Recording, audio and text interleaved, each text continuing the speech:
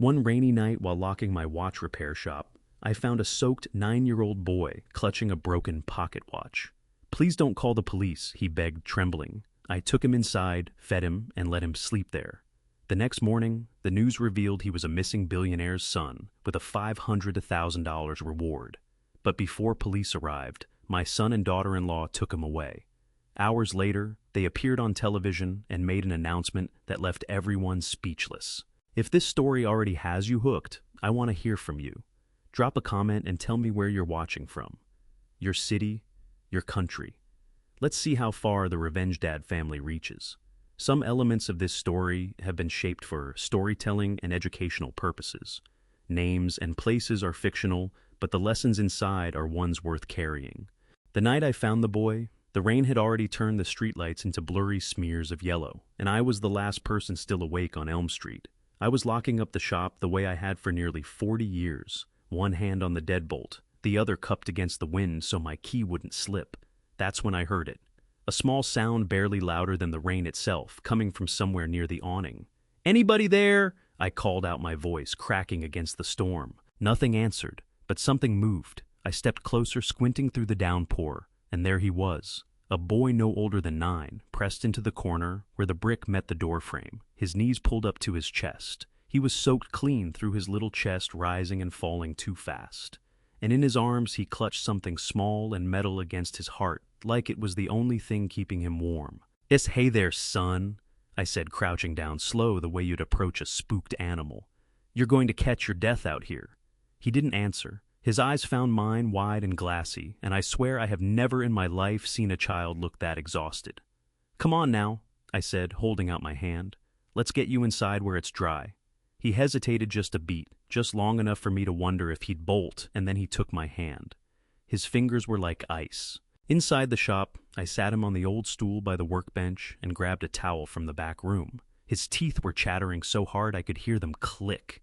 "What's your name, son?" I asked, wrapping the towel around his shoulders. "Noah," he whispered. "Just Noah." He nodded, and his eyes dropped to the object in his hands. A pocket watch. Old, the glass cracked clean across the face. "That's a mighty fine watch you've got there," I said, trying to coax a little life back into him. "You mind if I take a look?" His grip tightened around it instead. "It's broken," he said, and his voice cracked right down the middle of the word. "Well," I said gently, "I happen to fix broken things for a living. Maybe I can help." He didn't hand it over, not yet, but something in his shoulders eased just a little. "Noah, where's your mom and dad? Somebody's got to be worried sick about you."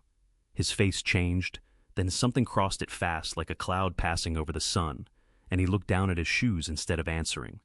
"Can you tell me a phone number I could call for you?" He shook his head, and his lower lip started to tremble. I don't remember it." "That's all right," I said, quick, because I could see the panic climbing up in him, see his breath starting to hitch. "That's all right, son. We don't have to figure it all out this second." I stood up and grabbed my phone off the counter, dialing 911, with my thumb still trembling from the cold air. I held it to my ear. Nothing.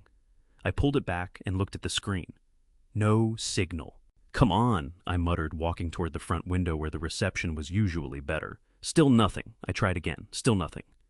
"The storm must have knocked out the tower," I said, more to myself than to him. I looked back at Noah, and his eyes had gone wide with something close to fear. "Are you calling the police?" he asked, and his voice shook so bad I barely understood him. "I was going to—" "Yes, we need to get you back to your family." "No." He said it fast, sharp, and he pushed himself up off the stool like he might run right out into the storm again. "Please, no police. Please." Whoa, hold on now. I put my hands up, palms out the way you'd calm a spooked colt. "Nobody's making you do anything you don't want to do. I just want to help you get home safe, that's all." He sat back down slowly, still clutching that watch, his knuckles white around it. "I can't get a signal right now anyway," I told him, softening my voice. "The lines are down, so how about this? You let me get you dry and fed, and we'll figure the rest out when the phones come back on. Sound fair?" He nodded, small and quick, like he was afraid I'd change my mind. I made him a cup of hot cocoa in the back room, the same way I used to make it for my own boy 30 years back. and I watched him wrap both hands around the mug like it was the first warm thing he'd touched all night. He drank it slow, in careful little sips, his eyes flicking up to me every few seconds like he was checking I was still there. "You got a last name, Noah?" He paused with the mug halfway to his mouth. "Cole," he said finally. "All right then, Noah Cole." I tried to smile, tried to make it feel normal, ordinary, safe. "I'm George Miller. This is my shop." "I know," he said quietly. I stopped. "You know..." He looked up at me, and there was something in his face I couldn't quite name. Recognition maybe, or relief, or both tangled together. "My mom used to bring me here," he said. My chest went tight in a way I didn't understand yet. "Here, to this shop." But his eyes were already drifting shut, his small body finally giving in to exhaustion, the mug slipping sideways in his hands until I caught it just before it spilled. I carried him to the small guest bedroom at the back of the house, laid him down, and pulled the quilt up to his chin. I stood there a long moment in the doorway, watching his chest rise and fall, listening to the storm rattle the window panes. Then I walked back to the kitchen table and set the pocket watch down under the lamp. My hands weren't steady when I turned it over. I told myself it was the cold. The back panel was scratched, worn smooth in places from years of being carried in someone's pocket. I ran my thumb across it, and that's when the power went out, entirely plunging the whole house into darkness. And I sat there alone, with a stranger's broken watch and a boy sleeping down the hall who somehow already knew my name. I sat in the dark kitchen for a long while, after the power died, listening to the storm claw at the windows, my thumb still resting on the cold metal back of Noah's watch. Eventually, I found the flashlight in the junk drawer and set it on its end so it threw a soft circle of light up onto the ceiling. I pulled out a notepad, the same kind I used to jot down repair orders, and I wrote down everything Noah had said, word for word, while it was still fresh. Noah Cole. Doesn't remember phone number. Mom used to bring him here.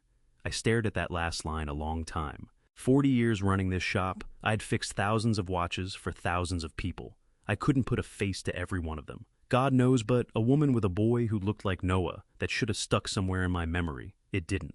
Not yet anyway. I tried my phone again around midnight. No signal. I walked out onto the porch, holding it up toward the sky. Like that might help rain soaking straight through my shirt collar within seconds. Still nothing. I went back inside and climbed the stairs quiet as I could manage on the old wood and stood outside Ryan's door. I could hear him snoring on the other side deep, and even the kind of sleep a man gets when nothing in the world is weighing on him. I raised my hand to knock, then stopped myself. Things between me and my son had gone stiff lately ever since his delivery company started bleeding money, and he and Chloe moved back in under my roof. Every conversation these past few months circled back to the same thing: Dad signed the papers. Dad sell the shop. Dad, we're drowning, and you're sitting on an asset. I didn't have it in me tonight to explain a stranger's child standing in my kitchen. Not at 1 a.m. Not with a boy sleeping down the hall who was scared half out of his mind of the word police. I lowered my hand and went back downstairs. I made myself a cup of tea instead, sat back down at the table and let my mind wander, somewhere it didn't often go anymore, back to Eleanor. My wife's been gone 11 years now, and there are nights the missing hits me sideways like it happened yesterday. She'd have known exactly what to do with a scared child in the house. She always did. She had this way of kneeling down to a kid's eye level and just waiting. Not pushing, just waiting until they were ready to talk. I thought about Ryan too back when he was Noah's age, maybe younger. He used to run straight through the shop door after school, climb up onto the tall stool, and watch me work for hours asking 100 questions a minute. Dad, why do clocks have 2 hands? Dad, what happens if you wind it too tight? Dad, can you fix anything that's broken? I never had a good enough answer for that last one. I still don't. Around 3 a.m, I heard a small sound from down the hall. Not crying exactly, more like a sharp intake of breath. I got up and pushed the door open slow. Noah was sitting straight up in bed, eyes open, staring hard into the dark, like he was trying to see through it. "Hey now," I said softly, stepping in. "You all right, son?" "I thought I heard my dad's voice," he said, and his own voice was thin and shaky. I sat down on the edge of the bed. "That was just the storm, Noah. Wind does funny things to sound sometimes." He didn't lie back down. His hands were fisted in the blanket knuckles, pale even in the dim light. "It sounded so real," he whispered. "I know it did," I said. "Storms play tricks like that." He looked at me then, and there was something so raw in his face, it near about broke my heart clean in two. "Will you stay?" he asked, "just until I fall asleep?" "Course I will." I pulled the chair over from the corner and sat beside him.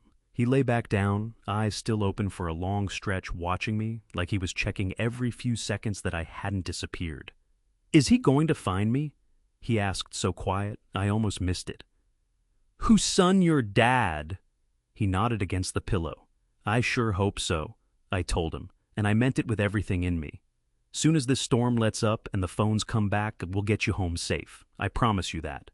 He didn't answer, but his breathing slowed, evened out, and eventually his eyelids won the fight and stayed shut. I sat there a good while longer, watching a stranger's child sleep in my house, thinking how strange it was that I felt more useful in that chair than I had in months. When I finally stood and made my way back to the kitchen, the flashlight had rolled a little, throwing a slanted beam across the table where I'd left my notes and the watch beside them.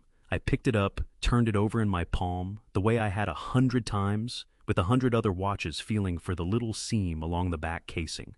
There, it was a faint line, almost invisible, unless you knew to look for it, running along the edge of the panel. I pressed my thumbnail into the groove, and the back panel gave a fraction of an inch, just enough to catch the flashlight beam on something engraved beneath it.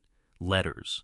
I could make out a curve, maybe the start of a word, but my eyes were burning with exhaustion, and the light was too dim to read by. I told myself it could wait until morning. I set the watch down gently like it might break twice in one night, and I sat there in the dark a moment longer, listening to the rain finally start to ease, and wondering, not for the first time that night, just what kind of secret a 9-year-old boy could be carrying that made him afraid of the police and grateful for a stranger's shop. The storm had blown itself out sometime before dawn, leaving behind a silence so complete I could hear the kitchen clock ticking clear from the hallway each second, falling like a small stone into still water. I hadn't slept more than an hour, maybe 2, sitting up in that chair by Noah's door, most of the night, my back aching against the wood, my mind circling that scratched-up watch and the words carved somewhere beneath its panel that I still hadn't managed to read. When the first gray light crept through the curtains, I pushed myself up out of the chair joints, popping and protesting, the way they do at 68, and shuffled down the hall toward the kitchen. I started the coffee maker out of pure habit, the way a man does the same 3 motions every morning of his life, without thinking twice about them. Then I flipped on the little television propped on the counter, more for the noise than anything. I didn't want to sit there in silence with my own worried thoughts for company. The local morning news was already running. Some reporter stood outside in a yellow rain slicker, water still dripping off the brim of her hood, and I wasn't paying her much mind until a photograph flashed up on the screen behind her shoulder. My hand froze halfway to the coffee pot. 9-year-old Noah Cole, son of tech billionaire Adrian Cole, went missing Friday evening from a fundraising gala at the Grand Hotel downtown. The reporter said, her voice steady and practiced. Police say the boy was last seen near the hotel's east entrance around 8:40 p.m. The family is offering a reward of $500,000 for any information leading to his safe return. I stood there staring at that boy's face, frozen on the screen. The very same face that had been sleeping soundly down my hallway not 20 minutes before. "Lord have mercy," I said out loud to no one, to an empty kitchen. I set the coffee pot down before my shaking hand dropped it clean on the floor, and I grabbed my phone off the charger by the toaster. My fingers weren't steady, and for once it had nothing to do with the cold. It was my heart pounding clear up into my throat like it was trying to climb out. I checked the screen. Full bars. Signal was back. I scrolled the ticker at the bottom of the broadcast until I caught the hotline number, and I dialed it before I let myself think twice before doubt could talk me out of anything. It rang twice. A woman's voice answered, crisp and businesslike. "Missing Persons Hotline. This is Diane." "Ma'am, my name is George Miller. I own a clock repair shop on Elm Street, and I believe I have your boy, Noah Cole. He's here. He's safe. He's sleeping in my guest room this very minute." There was a pause on her end, a shuffle of papers, the click of a keyboard. "Sir, can you confirm your address for me?" I gave her the shop's address, then the house address right behind it, my voice steadier now that I had something concrete to hold on to. I told her exactly when the boy had shown up, Friday night around 9:30, soaked clean through and shaking so hard his teeth were clicking together. I told her about the power going out, the phone lines going dead, how I hadn't been able to reach a soul until just now, first light, first working signal. "I want that on the record," I said, and I heard my own voice come out firmer than I expected, almost hard. The moment I got a signal back, I called.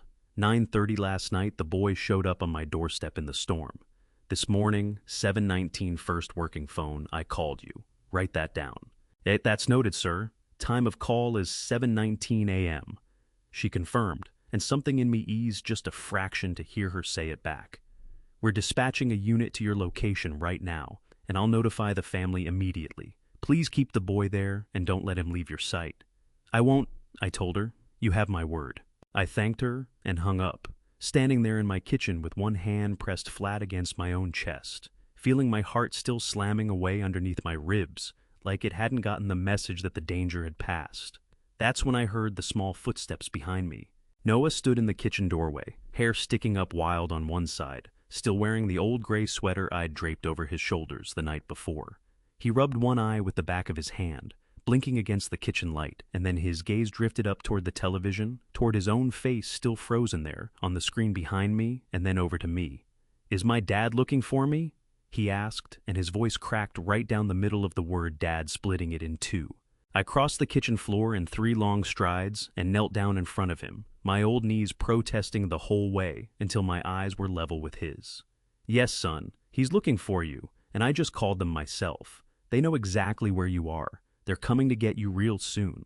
His chin started to wobble, that small tremble that comes right before tears, and for a second, I thought he might break down right there in the doorway. Instead, he just nodded slow and small, blinking hard against whatever he was fighting to hold back.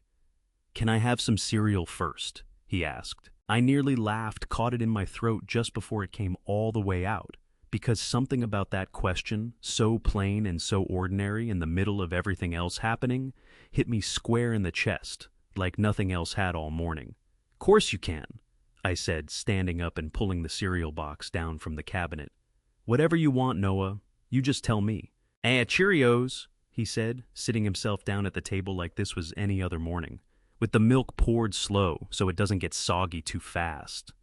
"Slow it is," I said, and I meant to keep my voice light, but something about the small, practiced way he said it, like a rule he'd learned from someone who loved him enough to notice, nearly undid me right there at the counter. I poured the bowl, added the milk careful, as I could manage, and set it in front of him, while he ate small, cautious bites like some part of him still wasn't convinced any of this was real. I slipped into the back room and grabbed the jacket I'd hung to dry by the space heater, along with a bottle of children's cold medicine I still kept in the cabinet from when my grandkids used to visit years back, before everything got so complicated with Ryan. "Here," I said, setting both on the table beside his bowl. "This'll help with that cough I heard last night. Once you're done eating, we'll get you bundled up good and warm before anybody comes." He looked up at me over the spoon milk still on his chin, and there was something so open and trusting in that look it nearly stopped my breath.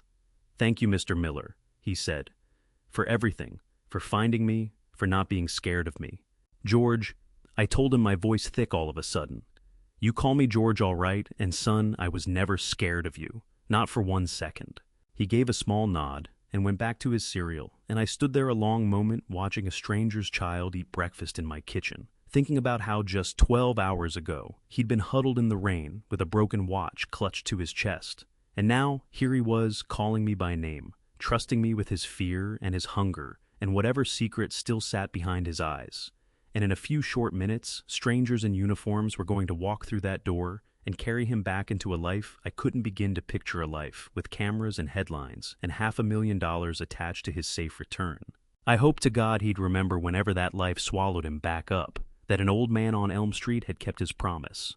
Ryan never knocked twice. He was already pushing the front door open before I'd even set the medicine bottle down on the table beside Noah's cereal bowl. "Dad, we need to talk about the papers," he said, striding into the kitchen with a folder tucked under one arm, his voice already carrying that edge it got whenever money was on his mind. "I've been patient enough, but the investors are asking questions I can't keep dodging, and I need your signature today, not next." He stopped dead in the doorway. Chloe walked in right behind him, dressed sharp in her charcoal business coat, the kind she wore when she wanted to look like she meant business. Her heels clicked once against my kitchen tile and then went still. Noah sat frozen at the tablespoon halfway to his mouth, staring at these two strangers who'd just come barreling into a kitchen that 12 hours ago had felt like the safest place in the world. I watched Chloe's eyes travel from the boy to the television, still murmuring behind him, and back to the boy's face again. She's always been good at keeping her expression, still my daughter-in-law, but I caught the flicker in her eyes, all the same, quick and sharp as a struck match. "Ryan," she said low, and her fingers closed around his sleeve. My son's gaze followed hers up to the screen. Noah's photograph was still looping there, the reporter's voice going on, about the reward money, about the search underway across 3 counties. And I watched something shift behind Ryan's eyes. Something calculating, something cold, that made the hair stand up along my arms.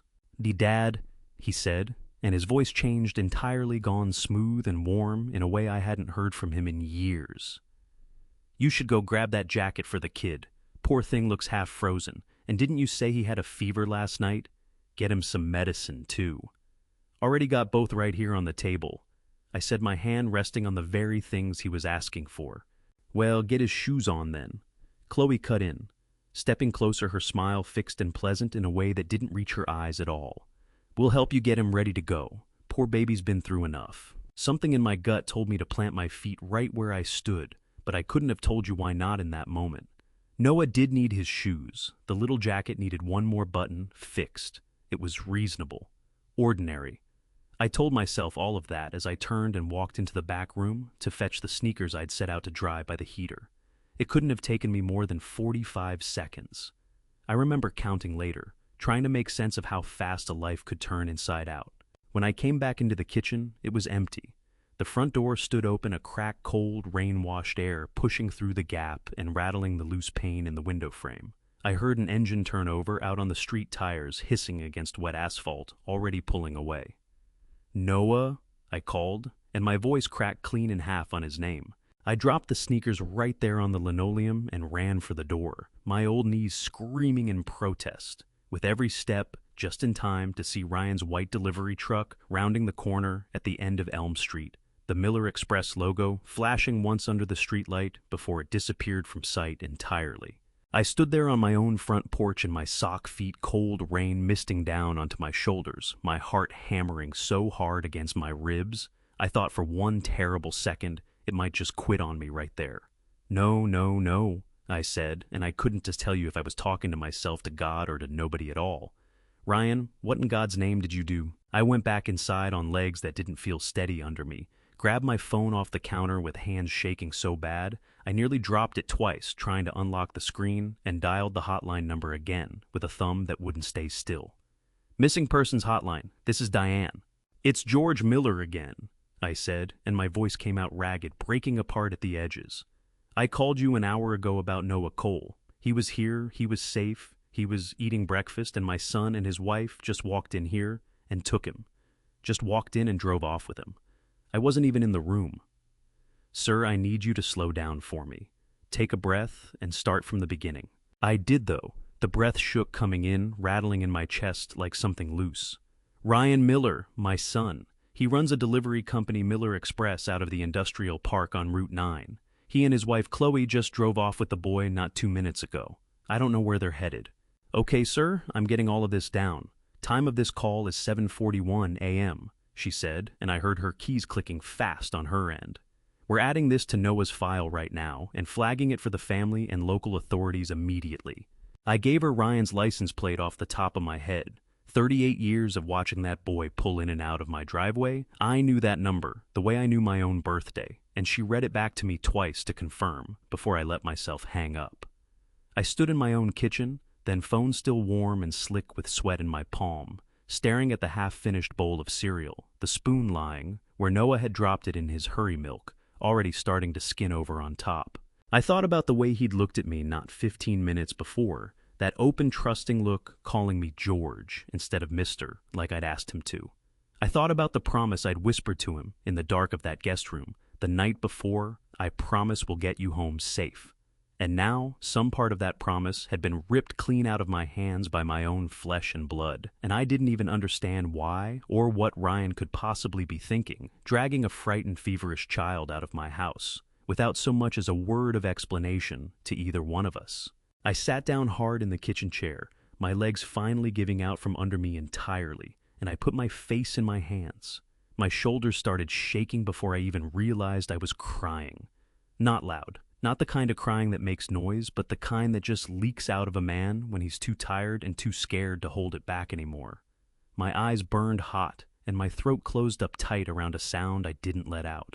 I hadn't felt that kind of crushing emptiness in years. It wasn't just grief over what Ryan was doing. It was the sickening realization that greed had completely hollowed out the boy I raised. The rain kept coming down outside steady and gray, the same as it had all night. And somewhere out there, riding in the back of my own son's truck, was a boy who trusted me enough to call me by my first name, and there wasn't one single thing I could do but sit there in that chair, wipe my face with the back of my trembling hand, and wait for that phone to ring again. By the time the afternoon news came on, Ryan's face was everywhere on that little television, and mine was nowhere at all. 2 officers had shown up at my door not an hour after my second call, polite, thorough, writing down everything I told them about Ryan's truck and the direction it had gone. They'd left with my statement and a promise to follow up, and since then the house had gone dead quiet. I hadn't moved from the kitchen table in what felt like hours, though the clock on the wall told me it had only been 40 minutes since they'd driven away. I'd tried calling back twice more just to ask if there was any word, any update at all, and both times the same woman told me kindly but firmly that she couldn't share details of an active case with a caller who wasn't immediate family. I understood the rule. I hated it anyway. So I sat there with coffee gone cold and skinned over in the cup in front of me, watching the second hand crawl around that kitchen clock, each tick louder than the last in the empty house. Around 2 o'clock, the local news broke into its regular programming with a special report, and my stomach dropped clean through the floor when the Cole family's front gate filled the screen. There stood Ryan in a shirt so crisp and freshly pressed, he sure hadn't been wearing it that morning when he'd stormed into my kitchen, Chloe beside him with her hair done up. Nice both of them, standing before a small crowd of reporters and cameras like they'd rehearsed every gesture beforehand. "Mr. Miller, can you walk us through exactly how you found Noah?" One reporter called out, thrusting a microphone toward my son's face. Ryan cleared his throat, and I watched him slip into that same smooth, warm voice he'd used on me not 6 hours earlier. We were driving back from an early delivery run when we spotted him on the sidewalk near my father's shop, soaked through, shivering something awful.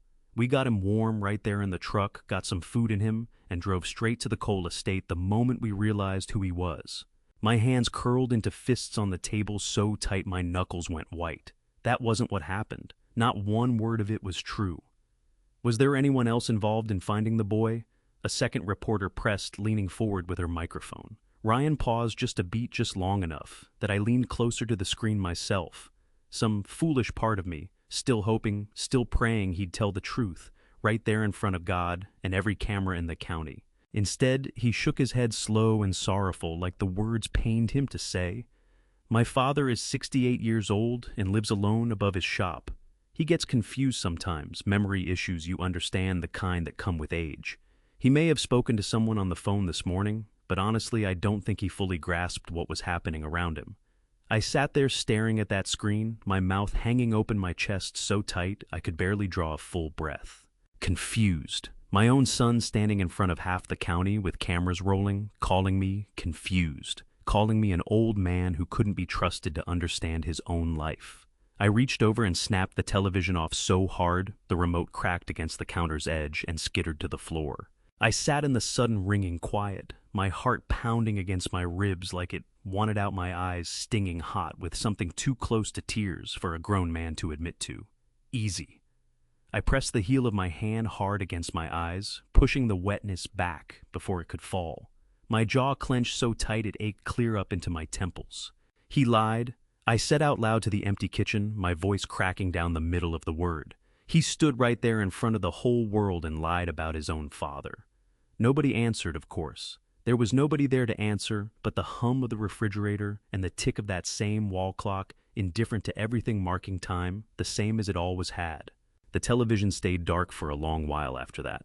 I couldn't bring myself to turn it back on, not for another hour at least, sitting there instead, with my hands wrapped around that cold coffee cup, like it might warm me back up from the inside.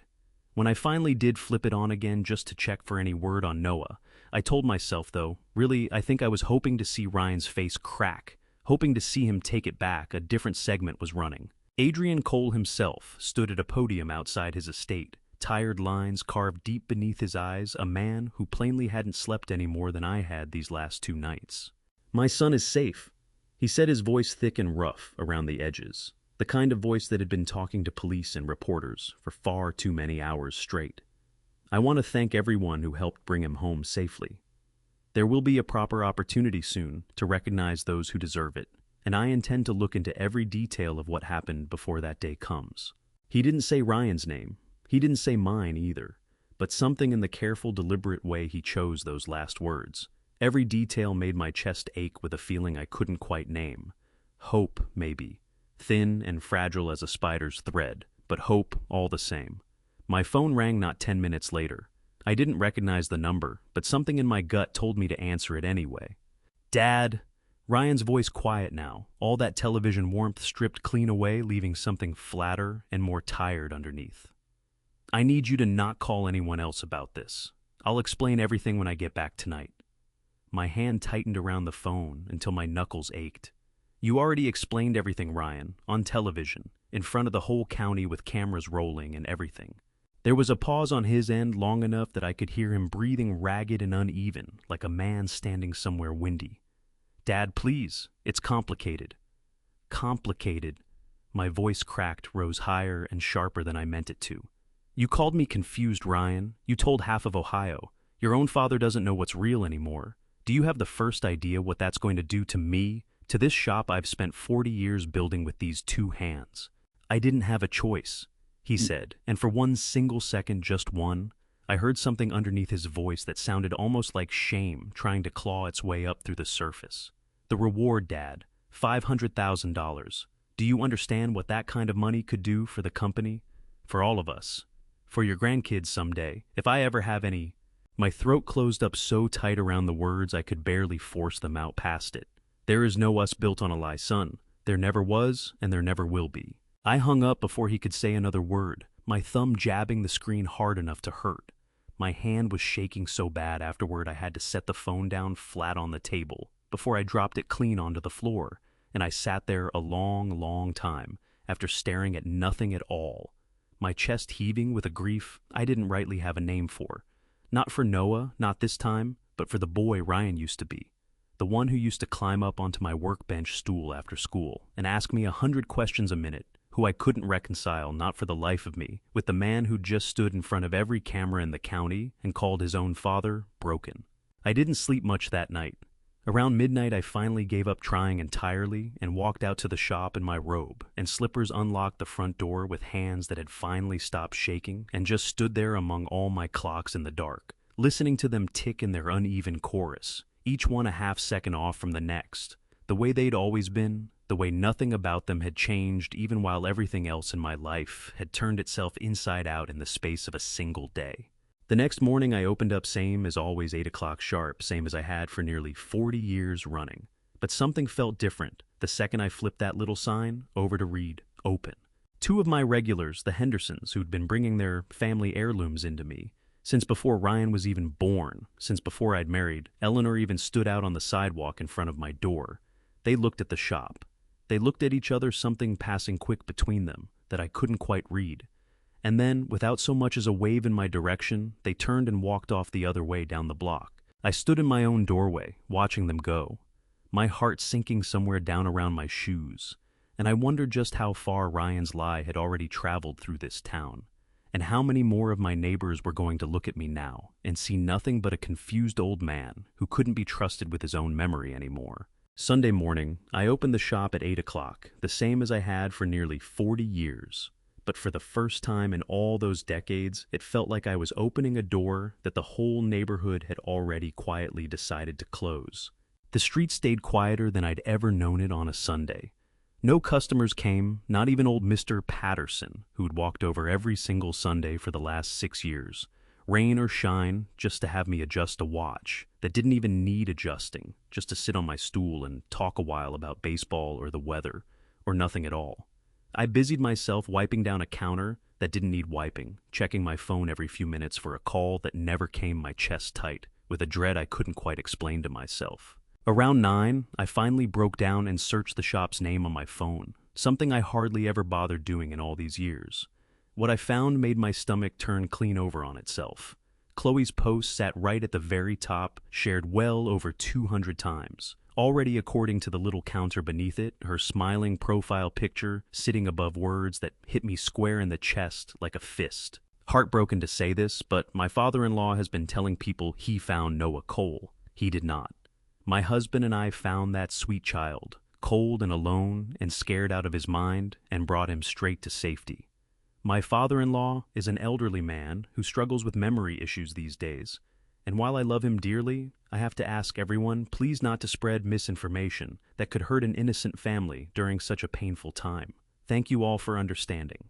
I read it once, then I read it again slower, my hands shaking so bad by the second pass that I had to set the phone down flat on the counter screen, facing down, like I could smother those words if I just refused to look at them anymore. Memory issues, I said out loud, my voice cracking clean in half on the second word. I built this shop with these 2 hands, Chloe. I know every screw in every watch that's ever walked through that door. I know exactly what happened Friday night better than anybody. Nobody answered me, of course. There was nobody there to answer. Just me alone and 40 years of clocks ticking away my own humiliation, second by unbearable second.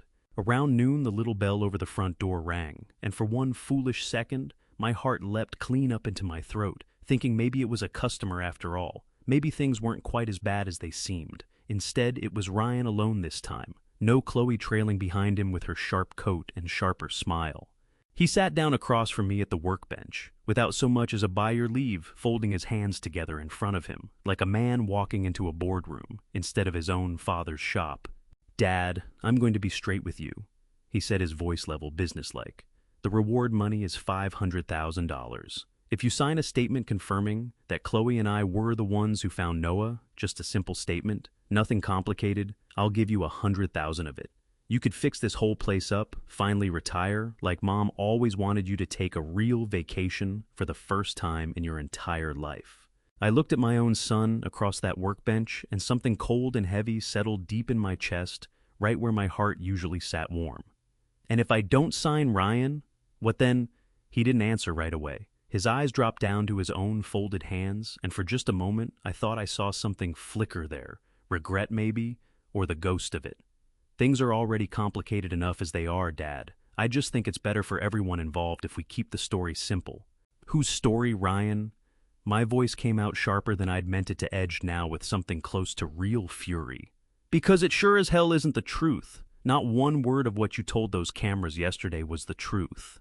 He stood up fast, his chair scraping hard and ugly against the wood floor. You're not making this easy on me. I'm not making a lie easy. I shot back, rising to meet him, my own chair scraping just as loud. There's a mighty big difference, son, and somewhere deep down inside you, I believe you know exactly what that difference is. He left without another word, the bell jangling hard and discordant behind him, and I stood there alone in the empty shop, with my heart hammering and my eyes burning, hot, furious and heartbroken in equal measure, unable to tell which feeling was winning out over the other.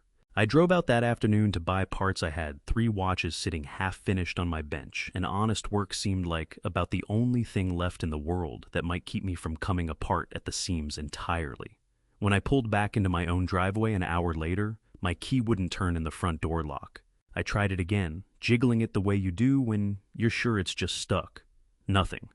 I looked down at the doorknob in the fading afternoon light, and my stomach dropped clean through the porch boards beneath my feet. It was new, shiny brass still catching the light, a little manufacturer's sticker still clinging stubborn to the edge of the strike plate. Sitting on the top step right where I couldn't miss it was a plastic grocery bag. I knelt down with hands that wouldn't stop trembling and looked inside my clothes folded rough and hasty. My blood pressure medication in its little orange bottle. My toothbrush tossed in loose on top of everything like an afterthought. A small note was tucked into the bag's plastic handle.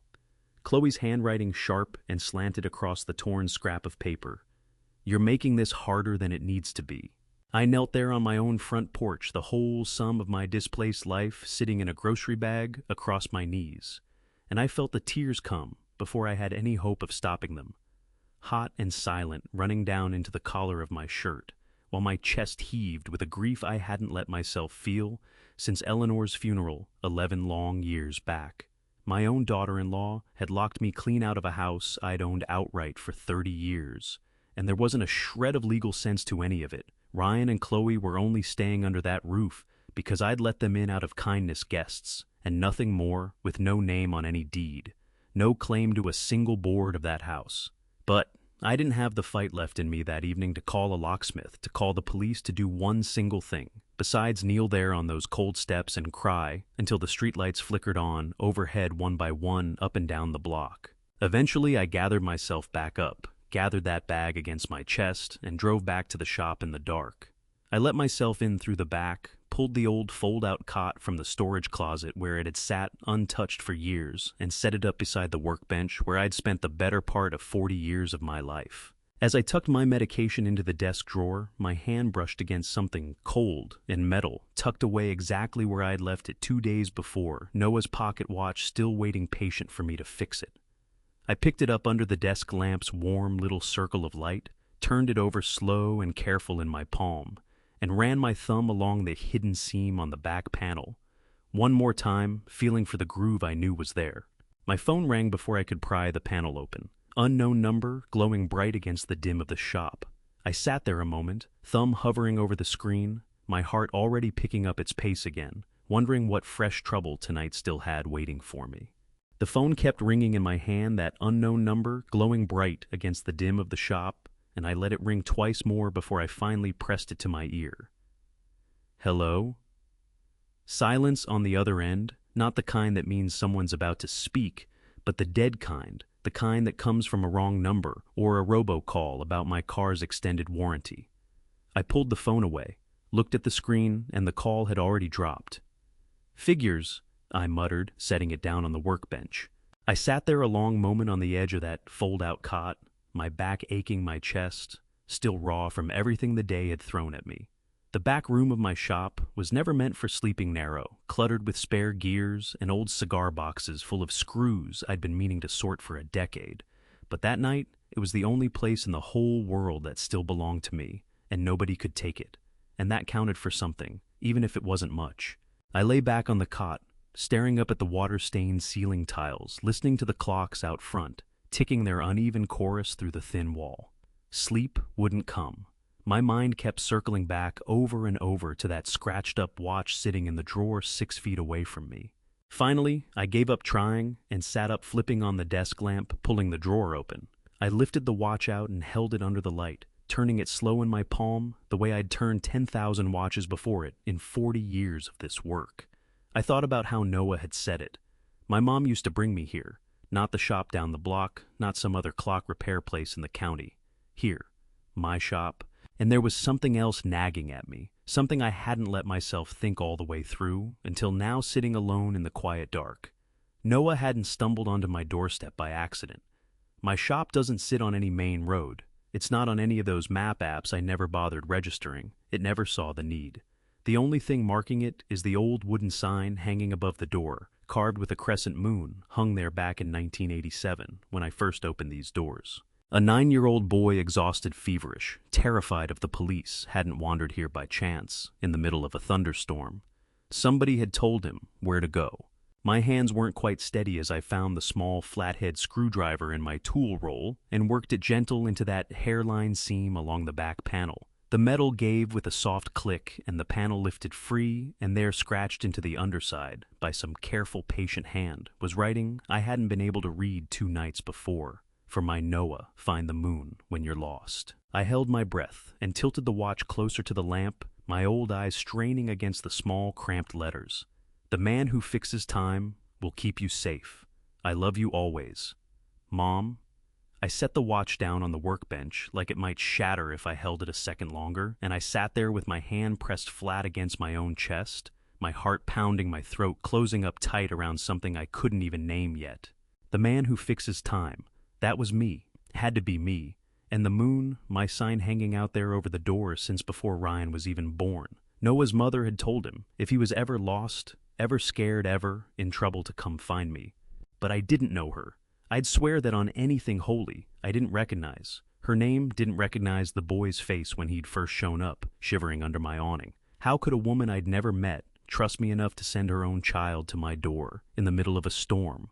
I picked the watch back up, cradling it careful in both hands now, and I felt tears prick hot behind my eyes, unexpected and fierce. Whoever this woman was, wherever she was now, and something in the way she'd written, "I love you" always past tense wrapped around present tense, like she knew her time was short, told me she likely wasn't walking this earth anymore. She'd trusted me with the most precious thing she had, her son's safety. And I hadn't even known her name. "Who were you?" I whispered into the empty back room, my voice cracking rough with emotion. I couldn't hold back anymore. "Who were you and why me?" The clocks out front kept ticking indifferent, unbothered by any of it, marking off seconds that didn't care one bit about the ache spreading through my chest. I thought about my old customer logs, the paper ones I'd kept faithfully, since long before anybody trusted computers with that kind of thing. Boxes of them stacked in the shop's back closet going back decades. If this woman had ever brought a watch to me, and something told me deep in my gut that she had, that this wasn't the first time there might be a record, a name, something. But it was near 2 in the morning, by then my eyes burning with exhaustion, my hands still trembling from everything the watch had just told me. I told myself I'd start searching first thing, come morning, when the light was better, and my mind wasn't quite so worn ragged. I set the watch down gentle on the workbench right beside the lamp, where I could see it, and I lay back down on that narrow cot, staring up at the water stains on the ceiling, turning those words over and over in my mind, until exhaustion finally dragged me down into a shallow, restless sleep. I woke sometime near dawn to the sound of footsteps outside the front of the shop, slow shuffling familiar, in a way that made me sit up fast on the cot, my heart already picking up its pace. I pulled on my robe and crept toward the front room, peering out through the gap in the curtains, covering the door's little window. Walter stood out there on the sidewalk in the gray morning light, hands shoved deep in his coat pockets, staring at my shop with an expression on his weathered face that told me before he'd said a single word that he had something important sitting heavy on his mind. Walter had been sleeping in doorways up and down Elm Street for 3 winters, running long enough by now that I knew exactly how he took his coffee, and he knew exactly how I took mine. I unlocked the front door and pushed it open, the little bell jangling overhead, and waved him in out of the cold. "Morning, Walter. You're up early." "Heard some things," he said, shuffling inside his boots, leaving wet prints on my floor. "About you and that boy." My stomach tightened right up. "What kind of things?" He lowered himself down onto the bench by the window, wincing a little, the way his knees always made him do these days. "People in the neighborhood are talking, George. Some of them read what that woman posted online." He paused, looking up at me with eyes that had seen a lot more than most folks gave him credit for. "I know what I saw Friday night. Thought you ought to hear it from me, straight before you hear some twisted version of it from somebody else." My heart started pounding so hard, I had to sit down on the stool across from him. "Tell me, Walter, everything you remember." He nodded slow, gathering his thoughts. "It was about 9:30, maybe a little after, raining something fierce. You remember the kind of rain that gets right down into your bones. I was tucked up under the awning of that laundromat across the street, the one that closes early on Fridays, trying to stay dry, best I could." "Go on." "A truck pulled up, white one. Had some kind of logo painted on the side, red lettering, but the rain was coming down so hard and it was so dark out I couldn't make out the whole thing. Delivery truck looked like." He rubbed a hand over his weathered jaw. "Driver's door opened. Man got out, youngish fella, hard to say much more than that in that light. He went around to the back, opened it up, and helped a boy climb down." My chest went tighter than it had all week. "What happened next?" "The boy couldn't hardly stand on his own 2 feet at first. The man had to hold onto his shoulder a good few seconds, steady him. Then he just let go. Walked back around to his door, climbed in, and that truck pulled away, leaving that child standing there alone on the sidewalk in that storm, like he was nothing more than a bag of groceries somebody forgot to carry inside." Tears sprang hot and sudden to my eyes, my hands curling into fists on my knees. "That poor boy!" "I was fixing to go over to him myself," Walter said, his own voice rough with something close to guilt. "But then I saw your light still on across the way, George. And that boy, he just stood there a second looking around all lost. And then he started walking straight toward your door, like something was pulling him there." I pressed the back of my hand hard against my mouth, trying to hold myself together. My throat working around a sob I refused to let all the way out. "Did you see who was in the truck? Anybody else besides the driver?" Walter nodded slower this time. There was somebody in the passenger seat. Couldn't see her face clear through all that rain and the dark glass, but I heard her voice when the window cracked down an inch. A woman's voice. She said something like, Go, hurry up," twice sharp as anything, like she couldn't wait to get gone from that spot. My hands were shaking now, properly shaking, and I had to press them flat against my thighs to still them. "Walter, would you tell all this to the police, to anybody who asks? Every word of it," he said, meeting my eyes steady and true. "I don't lie, George. Never have. Man's got nothing left in this world but his word, and I intend to keep mine clean." I stood up, my knees a little unsteady under me, and walked to the front window, looking out across the street at the laundromat, its metal shutters still pulled down tight over the storefront glass. "Walter," I said slowly, an idea taking shape somewhere in the back of my worried mind. "Does that place across the street have security cameras? I've seen a little box up under the awning before." Walter followed my gaze, squinting through the glass. "Don't rightly know if it's hooked up or just for show, but the owner fella named Frank, he's a careful sort. Keeps his recordings a full month before he wipes them clean, or so I heard him say once." I turned back to Walter, and for the first time in 3 long, miserable days, something that felt almost like hope stirred up warm in my chest. If that camera caught anything Friday night, Walter, that could prove everything, the truck, the logo, the boy standing out there alone, "Then I reckon you best go find out," Walter said, pushing himself up off the bench with a soft grunt. "Before that recording gets wiped clean and taken with it." I thanked him, my voice thick and unsteady, and pressed a 20 into his hand before he could argue about it for coffee, I told him, and for telling me the truth, when plenty of folks in this town wouldn't have bothered. He tucked the bill away and shuffled back out into the cold morning, and I stood alone in my shop a long moment, staring across the street at that shuttered laundromat, my heart hammering with something new, now something sharper than grief. Evidence. Real evidence sitting maybe just 100 feet from where I stood. I grabbed my coat off the hook and headed for the door, my hand already reaching for my keys, only to find taped crooked to the laundromat's front window, when I crossed the street, a handwritten sign that stopped me cold in my tracks. Closed Monday. Back Tuesday.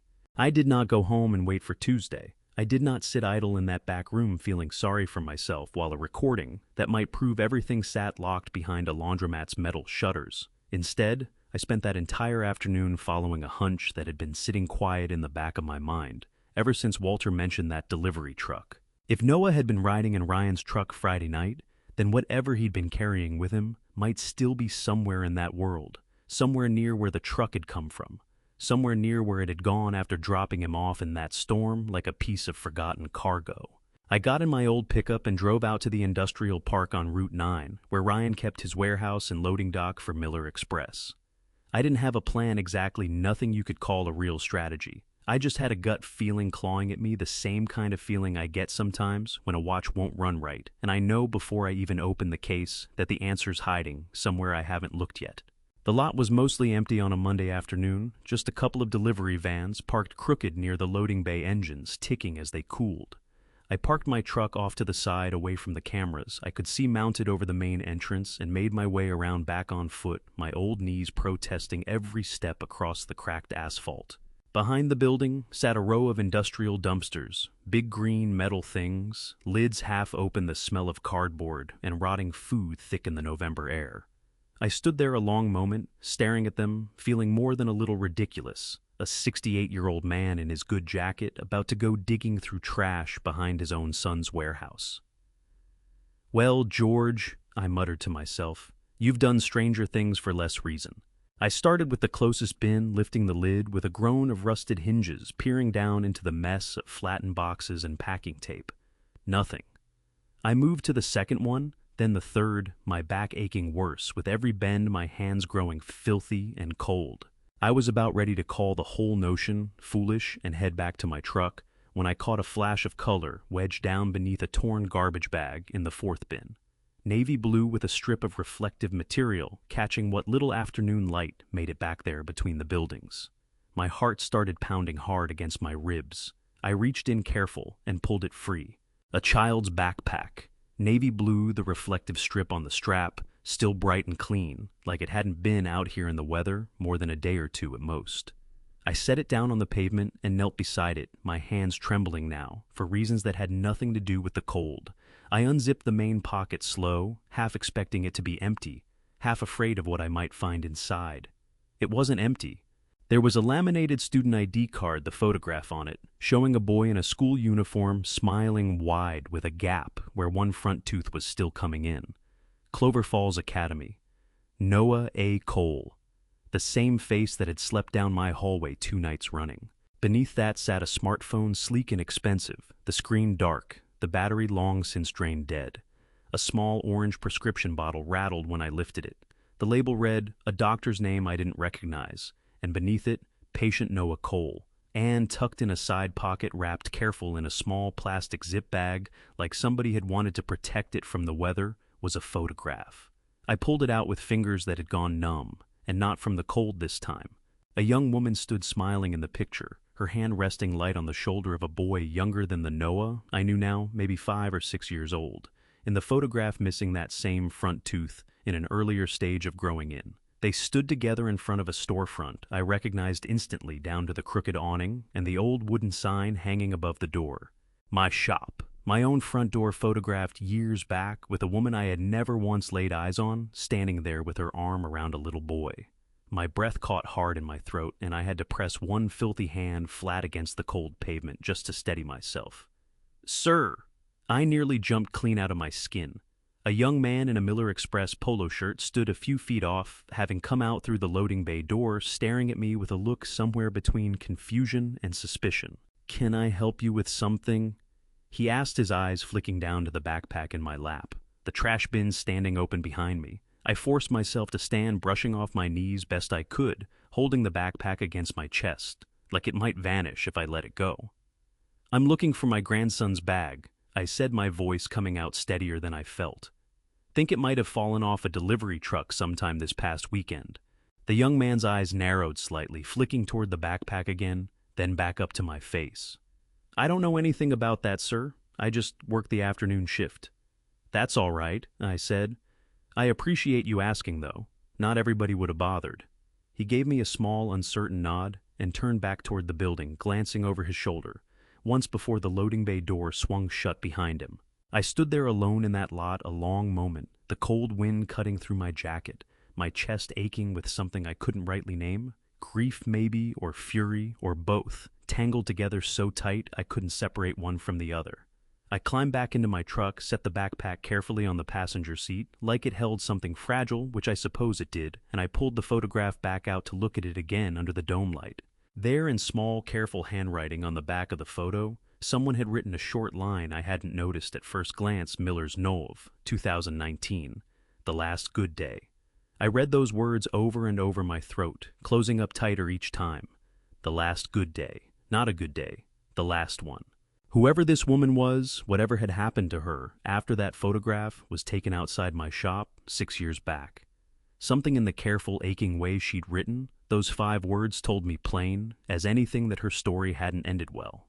I sat there in the cab of my truck for a long while, the engine off my breath fogging the windshield, my hands shaking so bad I had to set the photograph down on the dashboard just to keep from crumpling it. "Who were you?" I whispered into the empty truck, the same question I'd asked the shop the night before, hanging unanswered in the cold air. "And why did you trust me with your boy?" I thought about Ryan then, about Chloe, about the lies they'd already told, and the ones I suspected they were still telling. I thought about that backpack shoved down, deep beneath a torn garbage bag, hidden the way you hide something you don't want anybody finding, not lost, not fallen, but hidden on purpose. Somebody had wanted this backpack gone, wanted the evidence of Noah ever being anywhere near that warehouse to disappear along with the trash. I started the engine, finally my hands steadier now, with something that felt almost like resolve settling into my chest, replacing some of the grief. I had a photograph now. I had a name Noah's at least printed plain on that school ID. And somewhere out there, buried in decades of paper logs I hadn't touched in years, I might have another name too. A woman's name. The name of somebody who'd trusted a stranger to keep her son safe.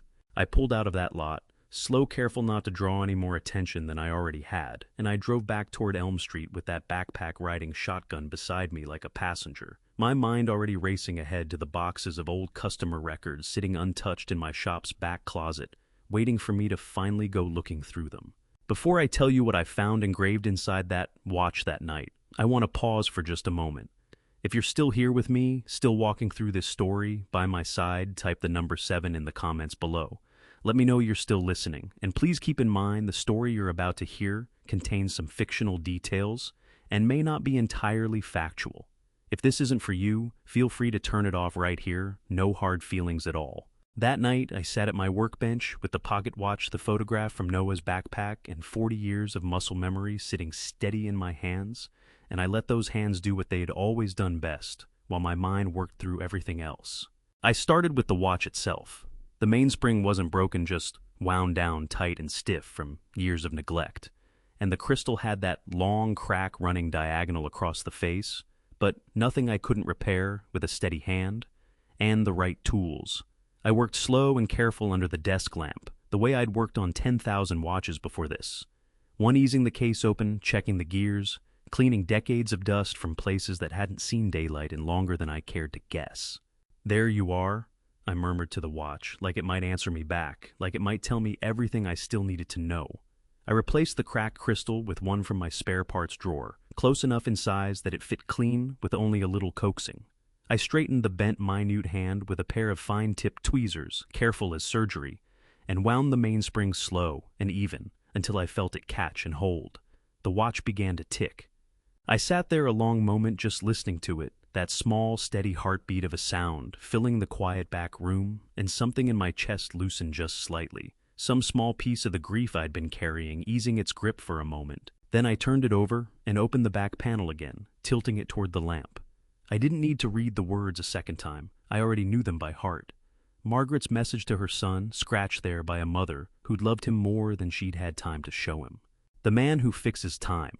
I'd spent 40 years doing exactly that, fixing time, coaxing broken mechanisms back to life, one gear at a time. And my sign, that crescent moon carved into old wood hanging above my door. Since 1987, find the moon when you're lost. I set the watch down gentle and reached for the old cardboard box I'd hauled out from the back closet an hour before, its lid soft with age, the smell of old paper rising up when I lifted it free. Customer logs kept faithful by hand, since before I trusted computers with anything important, organized by year in my own cramped handwriting.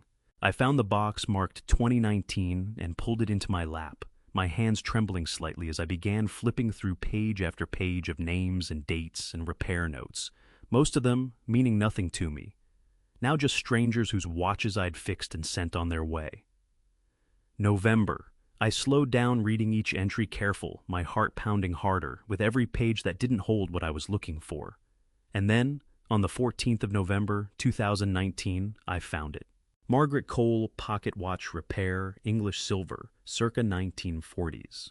Customer, very careful with the item. Said it belonged to her grandfather. Declined payment. Customer mentioned financial difficulty at home despite appearances. No charge given. I stared at that entry for a long, long time, my vision blurring at the edges. Margaret Cole. MC. The initials scratched into the back of that watch, the ones I'd read a dozen times without understanding what they meant, suddenly made perfect aching sense. Margaret, I said out loud, my voice cracking clean apart on her name, tears springing hot to my eyes before I could stop them.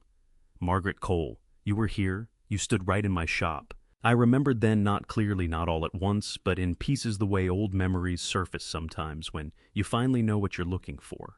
A woman, quiet and careful, holding a small boy's hand while she waited for me to look over her grandfather's watch. I hadn't recognized the name because I hadn't connected it, not once, not until this very moment, 6 years and a lifetime of grief later. I flipped back through my own handwriting, searching for anything else I might have jotted down that day, and found one more line added almost as an afterthought beneath the repair notes. Customer mentioned she was worried about her son, said his father travels too much, boy needs more time with him. My chest ached fierce reading those words, imagining a young mother standing right where I was sitting, now worried already back then about a husband too busy building an empire to notice his own family slipping away from him. I set the logbook down and picked the photograph back up from the workbench, studying it again under the lamp's warm light. Margaret Cole smiling and alive, her hand resting protective on her small son's shoulder, standing right outside my door, the last good day. I understood now with a certainty that settled deep and heavy in my bones that Margaret Cole hadn't lived much longer past that photograph. The way she'd written that inscription, past tense bleedings into present, "I love you always." A woman doesn't write words like that to a child unless she already knows her time is running out. And somehow, in whatever days or weeks or months she'd had left after that photograph was taken, she'd made a promise to her son. If he was ever lost, ever afraid, ever in danger, and had nobody else to turn to, he should find his way back to a clockmaker's shop on Elm Street. Back to a stranger who'd once refused payment from a struggling young mother out of nothing but plain human decency. She'd trusted me with the most precious thing in her entire world, and she'd never once told me I mattered enough to be trusted with it. I sat there in that back room a long while, tears running freely down my face, now not bothering to wipe them away, letting myself feel the full weight of everything. The grief for a woman I'd barely known, the fury at Ryan and Chloe for what they'd done to a boy carrying that woman's dying wish in his own two hands, and something else too, something warmer underneath all the pain. Gratitude, maybe, that out of everyone in this world, Margaret Cole could have trusted she'd chosen me. Around midnight, I finally set everything aside, the watch, the photograph, the old logbook still open to that 14th of November entry, and I lay back on the cot, exhausted clean through to my bones, but somehow lighter too, like some piece of this mystery had finally clicked into place, even as 100 other questions still hung open in the dark. I woke early the next morning, before my alarm even had the chance to sound, my mind already racing ahead to what I needed to do next. I needed to speak with Adrian Cole. I needed to tell him what I'd found, the photograph, the logbook entry, the inscription inside his son's watch. But I had no number for him, no way to reach a man surrounded by lawyers and security and half the reporters in the state. I sat up on the edge of the cot, rubbing a hand hard over my tired face, turning the problem over, the same way I'd turn a stubborn gear that wouldn't quite catch. Somewhere out there, Adrian Cole was searching for answers, same as I was. Somehow, someway I needed to find a path to him, before Ryan's lies had the chance to harden into something nobody could ever crack apart again. I glanced at the logbook one more time, at Margaret's careful, faded handwriting, captured forever in my own notes, and I made myself a quiet promise right there in that cold back room. Whatever it took, however long it took, I was going to make sure her boy knew the truth, and I was going to make sure the world knew it too. Tuesday morning brought 3 things I hadn't expected. Before I'd even finished my first cup of coffee, an empty shop that stayed empty clear past 10 o'clock, a visit from an old neighbor I hadn't seen in weeks, and Ryan standing in my doorway with the kind of smile that told me plain he wasn't here to apologize for anything. I'd spent most of the early morning going back over everything in my head. Margaret's handwriting, the logbook entry, the photograph still sitting propped against the lamp on my workbench, where I could see it first thing every time I looked up. I hadn't figured out yet how to reach Adrian Cole, and that not knowing sat heavy in my chest all morning, gnawing at the edges of whatever peace I'd managed to find the night before. Around 9, the bell over the door rang and my heart lifted for one foolish second before I saw who it was. Mrs. Hendricks shuffled in, 74 years old and stubborn as an old mule, a small wristwatch cradled careful in her palm. She'd been coming to me for going on 20 years now, ever since her husband passed and left her that watch as the only thing of his she still wore daily. "George," she said, setting the watch down on my counter with a decisive little click. "I read what that woman wrote online." My stomach dropped straight down to my shoes. "I know you did, Ruth." She looked up at me, her pale blue eyes sharp behind her glasses, studying my face a long moment, like she was reading something written there. "I've known you 20 years, George Miller. That's longer than I've known most of my own family, God's honest truth." I couldn't find words to answer her right away, my throat tightening up, unexpected. She pushed the watch a little closer across the counter. "Fix it like you always do," she said, simple as that, like it was the easiest thing in the world. I don't need to hear one more word about it. I felt my eyes burn hot, and I had to blink hard against the sting before it turned into something worse. "Thank you, Ruth. You don't know what that means to me right now." "I think I've got a pretty fair idea," she said, and there was something gentle underneath the gruffness in her voice. "You've fixed half my life's worth of broken things, George. I trust you a good deal more than I trust some Facebook post." She left without waiting for me to say more, the bell jangling behind her, and I stood there holding her husband's watch, feeling something loosen in my chest. For the first time in 3 long days, not everyone in this town had turned their back on me. Not everyone believed the lie. I'd barely gotten the watch's back panel open when the bell rang again, and this time it was Ryan. He came in alone, no folder tucked under his arm this time, and sat himself down across from me at the workbench like he was just stopping by for an ordinary visit between father and son. "Dad," he said, "the reward ceremony is being planned for next week. Adrian Cole's people called my office yesterday. They want to make it official, press the whole thing." I kept my eyes fixed on Ruth's watch, my hands steady despite the fury building slow and hot in my chest. "Good for you, Ryan. I need you to not show up," he said, "and I need you to not call anyone else about any of this." I looked up at him, then meeting his eyes straight on. "Or what?" He didn't answer right away, and something in that pause told me the answer was going to be worse than anything he'd said to me yet. "Or I'll tell people you were holding Noah against his will," he said finally, his voice dropping low. "That you didn't call the hotline until after I'd already taken him to safety. That you were hoping to collect that reward yourself before I stopped you." The words hit me like a physical blow, hard enough that I actually felt my breath catch in my chest, my vision going sharp and narrow with something close to rage. "Ryan," I said, my voice shaking now, but not with fear. "I called that hotline before you ever walked through my door Saturday morning, before you even knew that boy existed. 7:19 a.m., Ryan, that recording exists. Diane, the woman who answered, she's got it on record, time-stamped and everything." He didn't have an answer for that, not right away, and I watched something flicker across his face, doubt maybe, or the first crack in whatever story he'd been telling himself these past few days to make his own lies feel bearable. "Think carefully, Dad," he said, finally standing up fast, his chair scraping hard against the floor. "You're 68 years old. You live alone. You run a shop that nobody under 50 even knows exists anymore. Don't make this uglier than it needs to be." My hands curled into fists on the workbench, my whole body trembling now, with a fury I hadn't let myself feel fully until this exact moment. "You're threatening me, son. Your own father. Do you hear yourself? I'm trying to protect what's left of this family." He shot back, his voice cracking slightly on the word family, like even he didn't quite believe it anymore. "You're trying to protect a lie," I said, standing up to meet him eye to eye, my voice breaking apart with everything I'd been holding back for 3 straight days. "And I am done letting you use me to do it."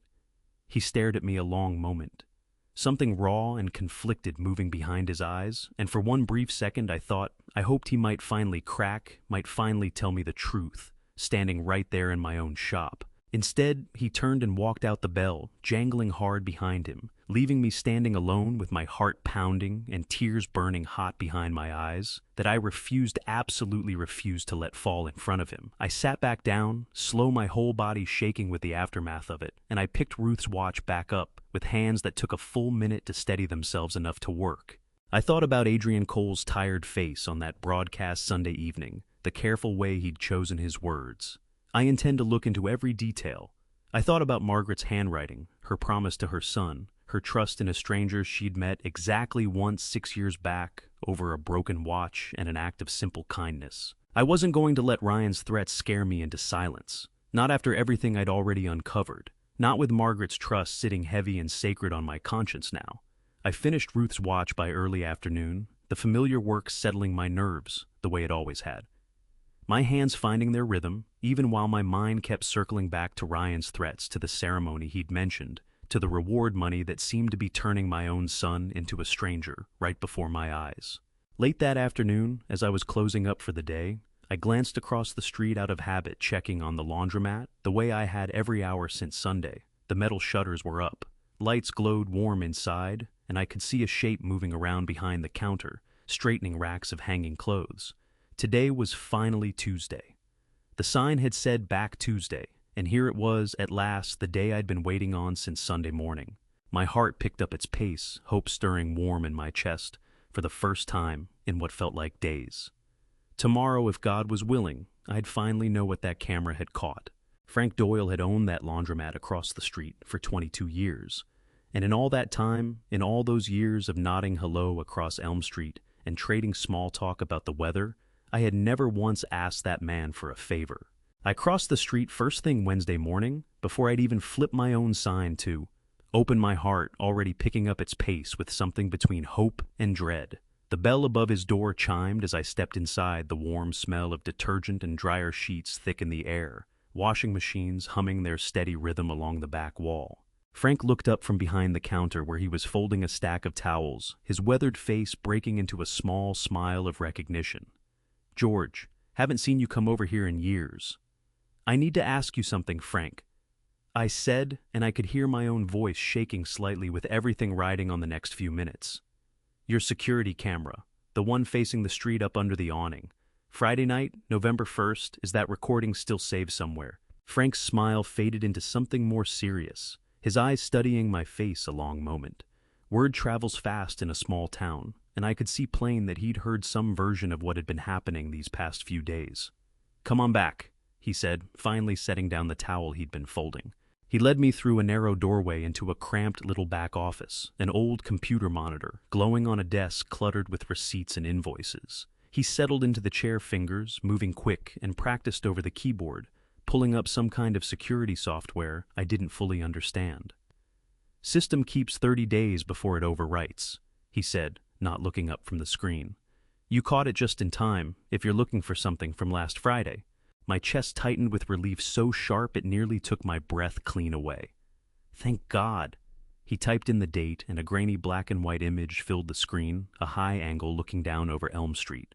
Rain streaking hard across the lens, the whole scene washed in that flat gray light security footage always seems to have.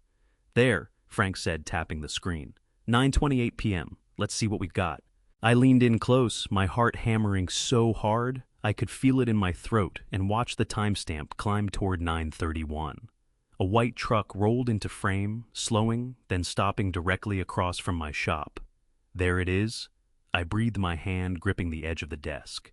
The angle was high, but clear enough that I could make out lettering along the truck's side panel, red block letters against white paint. Miller Express. My throat closed up tight, tears springing hot and sudden to my eyes. The driver's door opened. A man climbed out, his build and his walk matching Ryan, close enough that my stomach twisted into a hard knot. He moved around to the back of the truck, pulled the door open, and reached in. A small figure emerged, Noah, unmistakable even in that grainy footage, small and unsteady on his feet. The man, Ryan.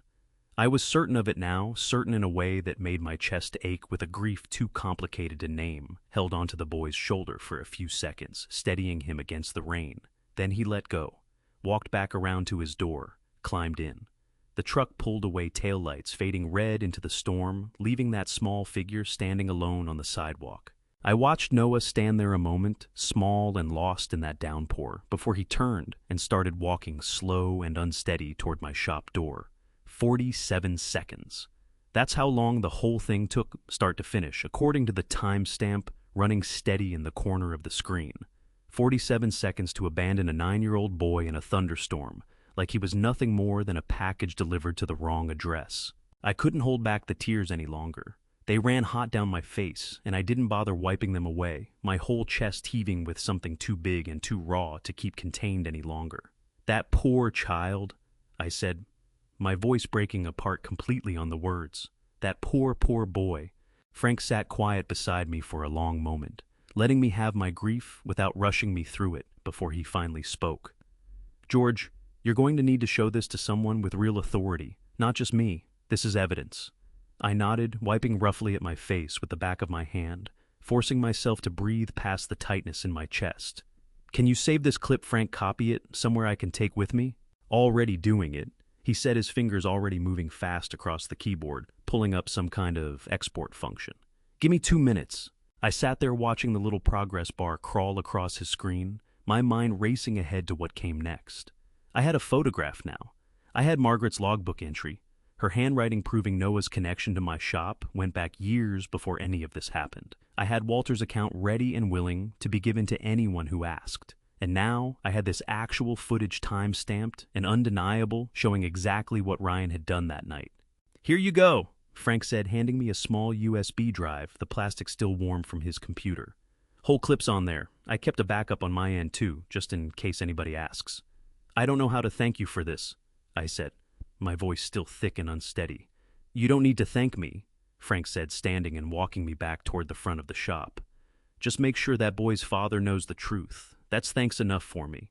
I gripped the USB drive tight in my fist as I stepped back out onto Elm Street, the morning air cold and sharp against my tear-streaked face, my whole body trembling with the weight of what I'd just witnessed. When I made my way back across the street to my own shop, there was an envelope waiting on the doorstep, wedged half beneath the door, where somebody had slipped it through overnight. No return address, nothing marking who it was, from just my own name written across the front, in a hand I didn't recognize. I bent down, slow my knees protesting, and picked it up with fingers that were shaking worse now than they had all morning. I tore it open right there on the sidewalk, unable to wait even the few seconds it would take to get inside. A single sheet of paper sat folded inside, and on it, in handwriting that looked hurried but deliberate, was a phone number and 3 simple words. "Call me. AC." My breath caught hard in my chest. I stood there on the sidewalk, the USB drive in one hand, and Adrian Cole's note in the other, feeling for the first time in 5 long days, like the truth finally had a fighting chance. I called the number on that paper at noon, my hands shaking so bad I had to try dialing twice before I got it right. And by 2 o'clock that same afternoon, I was sitting across from a man I'd only ever seen on television. The voice on the phone had given me an address, a small coffee shop 3 blocks off the main square. Not one of those fancy places, just an ordinary corner spot with mismatched chairs and the smell of burnt coffee hanging in the air. "Come alone," the voice had said. "Just you. No press, no phone calls to anyone else first." I'd agreed without hesitation, my heart already hammering, with the possibility that I was finally about to speak with someone who might actually listen. I got there 10 minutes early and took a table in the back corner, the USB drive and Margaret's logbook page sitting heavy in my jacket pocket, the backpack with Noah's things locked safe in my truck outside. I ordered coffee I didn't touch and watched the door. Adrian Cole walked in at exactly 2 o'clock, and I nearly didn't recognize him at first. No suit, no entourage of assistants trailing behind him like I'd seen on the news. Just a tired-looking man in a plain jacket, dark circles carved deep under his eyes, moving through that little coffee shop like he was doing everything he could to blend into the ordinary world around him. He spotted me. I suppose I was easy enough to pick out the only person sitting alone with an untouched coffee and a face full of worry, and cross the room to sit down across from me without any preamble. "Mr. Miller," he said, extending his hand. His grip was firm, but his eyes looked hollowed out, exhausted in a way no amount of money could fix. "Mr. Cole," I said, shaking his hand, my own voice unsteady. "Thank you for coming." "Thank you for calling," he said, settling into the chair across from me. "I've been trying to figure out how to reach you without going through Ryan for 2 days now." That got my attention fast. "You don't trust my son?" Adrian's jaw tightened, something hard and controlled passing across his face. "Noah woke up yesterday morning. Fever finally broke. I asked him what happened Friday night, everything start to finish, no interruptions." He paused, his eyes fixed steady on mine. "He told me everything." My chest tightened with hope, so sharp it nearly hurt. "What did he say?" "He said a man at a shop that fixes clocks gave him food and a warm place to sleep. He said the man had kind eyes and he smelled like machine oil, and he never once made Noah feel scared or unwelcome."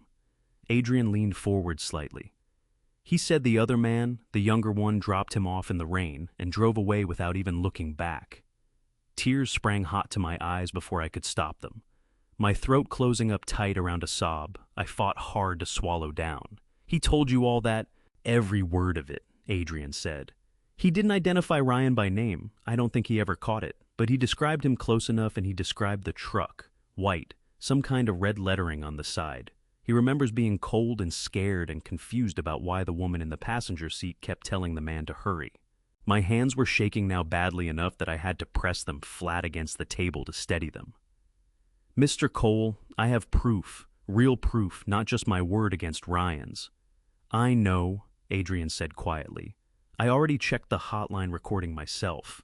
Your first call came in at 7:19 a.m. Saturday morning. Ryan didn't bring Noah to my estate until 9:40. That's a gap of 2 hours and 21 minutes he's never adequately explained. Long enough to rehearse a story? I said, my voice cracking with equal parts grief and fury. Adrian's eyes stayed fixed on mine, steady and searching.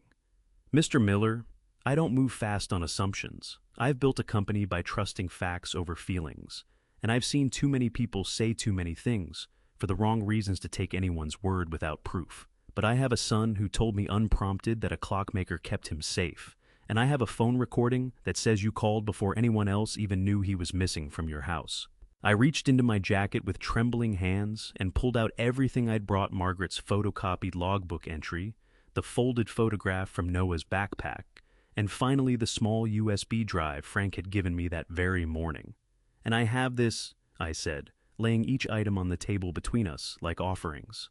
Adrian's eyes moved across the items slowly, and when they landed on the photograph, something shifted in his face, a stillness that hadn't been there a moment before, something raw and unguarded breaking through the careful composure he'd been holding on to. He picked up the photograph with fingers that weren't quite steady, staring at it for a long, long moment. "Where did you find this?" he asked, his voice suddenly rougher than before. "In Noah's backpack," I said gently.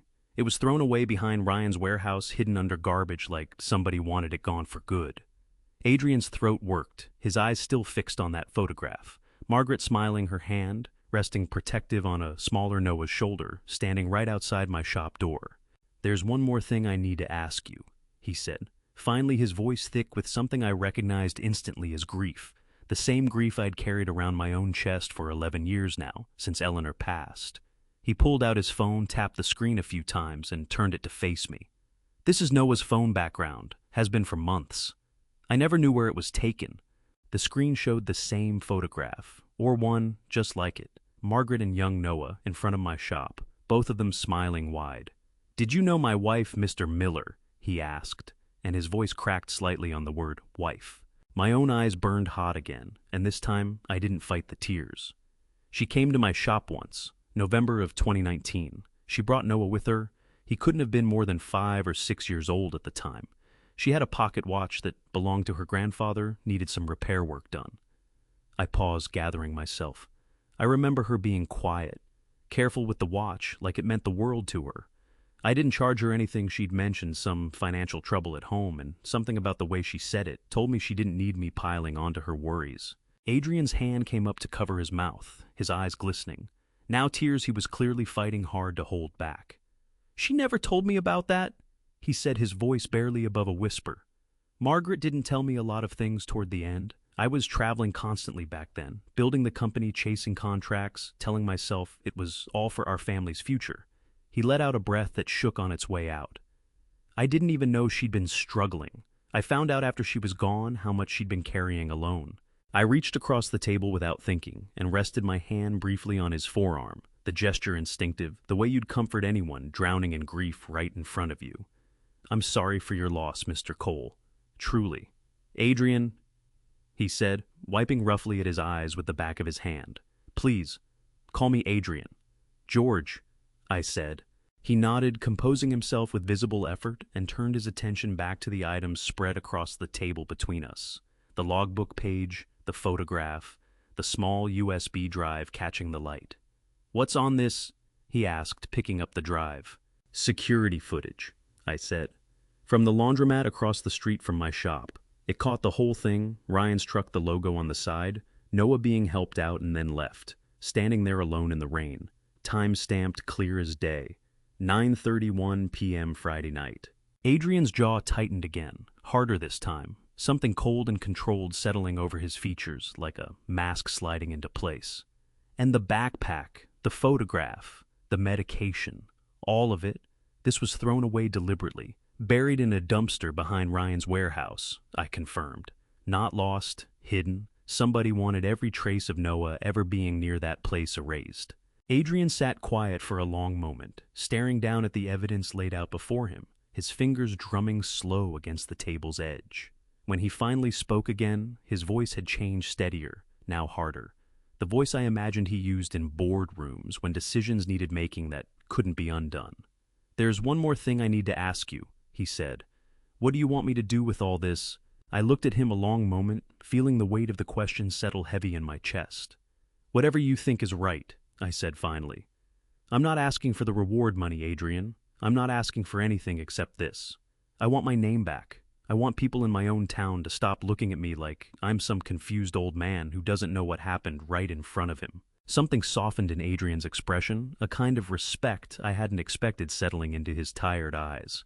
You could have kept all this to yourself, you know. Sold your silence to Ryan for that 100,000 he apparently offered you.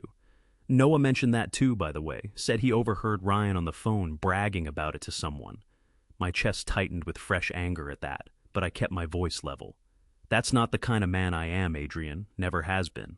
No, he said, slowly gathering the photograph, the logbook page, and the USB drive together with careful hands.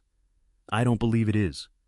We sat quiet a moment longer, the weight of everything we just shared settling between us, before Adrian spoke again, his voice dropping lower, more urgent. Ryan has already been in contact with my office, he said. He's pushing hard for the ceremony to happen this Saturday. Wants it public, wants press there, wants it official, before anyone has a chance to ask too many questions. My stomach dropped. That's 4 days from now. I know, Adrian said, gathering the items into his jacket pocket with practiced efficiency. Which means we don't have much time to make sure the truth is airtight before he stands up in front of every camera in this county and tells his version of the story one more time. I sat back in my chair, my heart pounding with a mixture of dread and something that felt almost like resolve. What do we do? Adrian's eyes met mine, steady and calculating, now the businessman surfacing through the grieving father. We let him have his ceremony, he said, exactly as planned, and then we make sure the truth walks through that door, right along with him. I felt a chill run through me at the certainty in his voice, but underneath the chill, something else stirred too. Something that felt for the first time in 5 long, exhausting days, dangerously close to hope. We stood together and walked toward the door, and just before we stepped back out into the cold afternoon air, Adrian turned to me one more time. Thank you, George, he said, his voice thick with emotion he was no longer bothering to hide. For what you did for my son. For not giving up when it would have been so much easier to. I felt my own throat close up tight, tears threatening again as I nodded. He's a remarkable boy, Adrian. You should be proud. I am, he said, and for just a moment, the exhausted, grieving man standing in front of me looked however briefly like a father whose faith in the world had been restored just slightly. We parted ways on the sidewalk, and I drove back toward Elm Street with my chest still tight, my mind already racing ahead to the 4 days standing between now and whatever was waiting for all of us on Saturday. Thursday afternoon, Adrian sent a car for me, not to his office, not to some lawyer's conference room, but straight to his home because Noah had asked specifically to see me. The driver who picked me up outside my shop said barely 2 words the whole ride, and I sat in the back seat with my heart hammering the repaired pocket watch, wrapped careful in a soft cloth inside my jacket pocket. My mind racing through everything I wanted to say, and knowing full well that none of it would come out the way I'd planned once I actually stood in front of that boy again. The Cole estate sat back from the road behind tall iron gates, the kind of house that belonged in magazines rather than in the life of an ordinary clockmaker like me. The driver led me through a grand entryway that echoed with every footstep up a curved staircase and down a long hallway before stopping outside a closed door. He's been asking for you since this morning. The driver said the first real sentence he'd offered the whole visit, and something in his tired smile told me even the staff here had grown fond of that boy.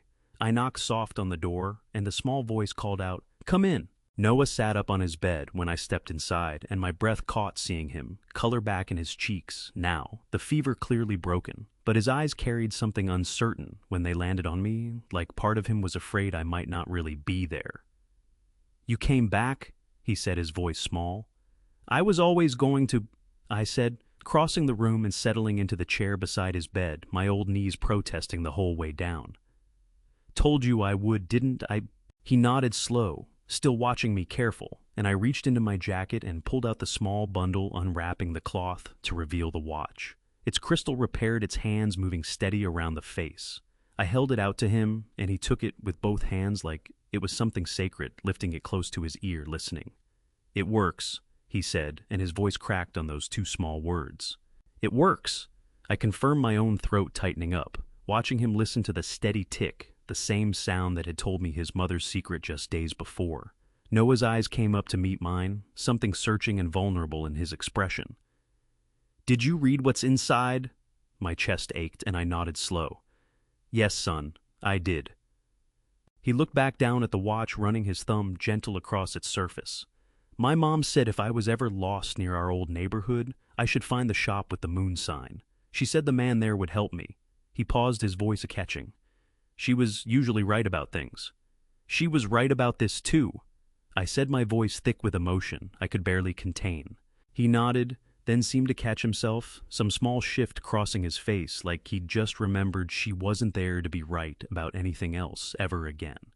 "She's usually right," he corrected himself softly, then fell quiet a moment, both of us letting that particular grief sit between us without either of us rushing to fill it. Finally he spoke again, his small voice steadier now. "The man who dropped me off in the rain," he said. "He works with your son, right?" My whole body went still. "How do you know that, Noah?" He looked up at me, his young eyes carrying more weight than any 9-year-old should have to carry. "I saw the truck. When he put me down before he drove off, I saw the writing on the side." He held my gaze steady. It said, "Miller Express." My heart pounded fierce against my ribs. "Yes," I said, my voice barely above a whisper. "That's Ryan's company, my son's company." Noah nodded slowly, like he was confirming something he'd already worked out for himself. "I told my dad." I felt tears spring hot to my eyes, spilling over before I could stop them running down my weathered cheeks, without any shame left to hide them. "You did the right thing, son. You did exactly the right thing in telling him the truth." Noah watched me cry, his own eyes welling up now too, and he reached out with one small hand and rested it on my arm, an oddly grown-up gesture from a boy who'd been through more in one week than most people faced in a lifetime. "Are you sad because he's your son?" Noah asked, his voice gentle, careful. I let out a breath that shook on its way out, wiping roughly at my face with my free hand. "I'm sad for a lot of reasons, Noah, but mostly I'm sad that a boy as good as you had to stand out in that storm all alone when he should have been kept safe by every single grown-up around him." Noah's chin wobbled, and for a moment I thought he might cry too, but instead he squeezed my arm gentle and gave a small, brave nod. "But you found me," he said, "even though it wasn't your job, even though nobody made you." "No," I agreed, my voice cracking clean apart. "Nobody made me. I just couldn't leave a child alone in a storm like that. Wasn't in me to walk past you." We sat together a while longer, the watch ticking soft between us, both of us, letting the quiet settle without either one of us needing to fill it with more words just yet. Eventually, Noah's eyelids started drooping, exhaustion from his illness still weighing on him, despite the fever finally breaking, and I could see he needed rest more than conversation. I stood slow, my knees aching from the low chair, and reached out to smooth the blanket over him, the way I used to do for Ryan, decades back when he was small and trusting, and the world hadn't yet taught either of us how complicated love and family could turn out to be. "Get some rest now," I said softly. As I turned to leave, Noah's small voice stopped me at the door. "Mr. Miller," I turned back. "Yes, son. Are you going to be at the ceremony on Saturday?" Something in his tone made me pause, my hand still resting on the doorframe. "Why do you ask?" He looked down at the watch cradled in his hands, his voice small but steady. "Because I want to say something, and I think it's easier if you were there when I do." My chest tightened with a fierce protective ache. I hadn't expected pride and fear tangled up together at the thought of what this child was preparing himself to face. "I'll be there. Noah," I promised, my voice thick. "Wherever you need me, I'll be there." He nodded, satisfied, and closed his eyes. At last the watch still clutched gentle against his chest, the same way he'd been holding it that very first night I'd found him cold and lost under my shop's awning. I stepped out into the hallway and pulled the door soft shut behind me, standing there a long moment in the quiet corridor, my hand pressed flat against the wood, my heart aching with love and grief and something fiercer than either, a determination that had settled deep into my bones, now unshakable.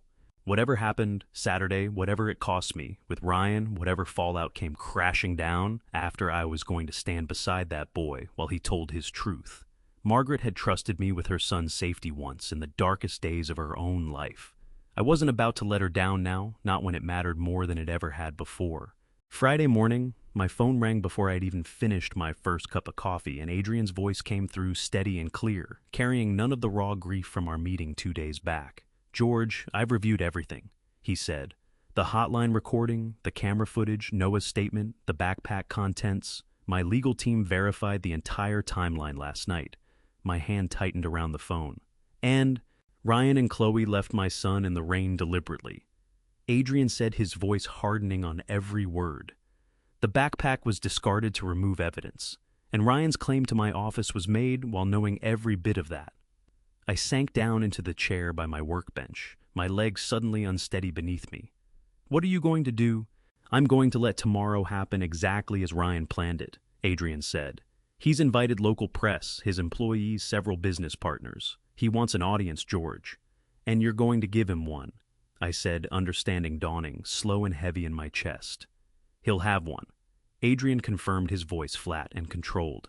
"I need you there at 10 o'clock sharp. Bring nothing but yourself. I'll handle the rest." My throat tightened. "And Noah?" "He asked to come," Adrian said. I said yes. "He's been talking about it all morning, George. He's determined." I closed my eyes, picturing that small boy's face, the steady way he'd asked me to be there beside him. "I'll be there," I said, "whatever happens." We hung up, and I sat there a long moment with the phone still warm in my palm, my heart pounding with something caught between dread and a fierce protective resolve. I spent the rest of the morning restless, unable to settle into any real work, my hands fumbling twice over a simple gear replacement I could normally do in my sleep. Around noon, I gave up entirely and walked down toward Ryan's office, telling myself I just needed the air, though some part of me knew better. I stood across the street staring through the wide front windows. Ryan was inside, gesturing up at a screen where slides were projected, rehearsing something in front of a small cluster of employees. Chloe sat off to one side, phone in hand, thumbs moving fast across the screen, a smile playing at her lips like she already tasted victory. My chest ached watching them, a strange mixture of anger and grief tangling together, until I couldn't separate one from the other anymore. "Look at you," I whispered under my breath, my eyes stinging hot. "So sure of yourselves, so sure this is going to work out exactly how you planned it." I stood there long enough that my feet went cold in the November air, long enough that Ryan glanced up once and caught sight of me through the glass. Our eyes met for a brief charged moment, his widened slightly, some flicker of uncertainty crossing his face, before he quickly turned back to his slides, pretending he hadn't seen me at all. I turned and walked away, first my hands shoved deep in my jacket pockets, my throat tight with everything I wasn't saying. That evening, I sat alone in the back room of my shop, the fold-out cot creaking beneath me, as I lay back staring up at those same water-stained ceiling tiles I'd memorized over the past several nights. The clocks out front ticked their steady chorus through the thin wall, indifferent as ever to everything churning inside me. I thought about Ryan at 8 years old, climbing up on that same workbench stool, asking me question after question while I worked. I thought about Eleanor, gone 11 years now, and the way she used to talk about Ryan's stubbornness like it was a gift instead of a curse. "He'll learn patience someday, George," she used to say, smoothing back my hair when I'd come to bed frustrated after some argument or another with our son. Give him time. I wondered now, lying there in the dark, whether she'd been wrong about that, whether some people never learned it at all.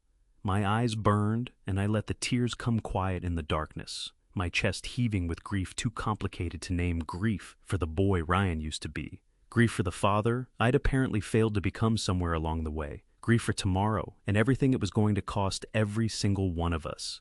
Around midnight, my phone buzzed once with a text from Adrian. "We're ready on our end. Get some rest if you can, George. Tomorrow's going to be a long day." I typed back a single word. Okay, though. Rest felt impossible with everything sitting heavy on my chest. I thought about Noah, asleep now in that grand house across town, a boy of 9 years old, preparing himself to stand in front of a room full of strangers and speak a truth that most grown men would struggle to find courage for. "Give him strength tomorrow," I whispered into the darkness, not entirely sure who I was talking to. God maybe, or Margaret, wherever she was, now watching over the son she'd loved enough to send to a stranger's door. I finally drifted into a shallow, restless sleep. Sometime past 1 in the morning, my dreams tangled with images of rain-soaked streets and cameras flashing, and Ryan's face, young and trusting, calling me Dad, the way he used to before.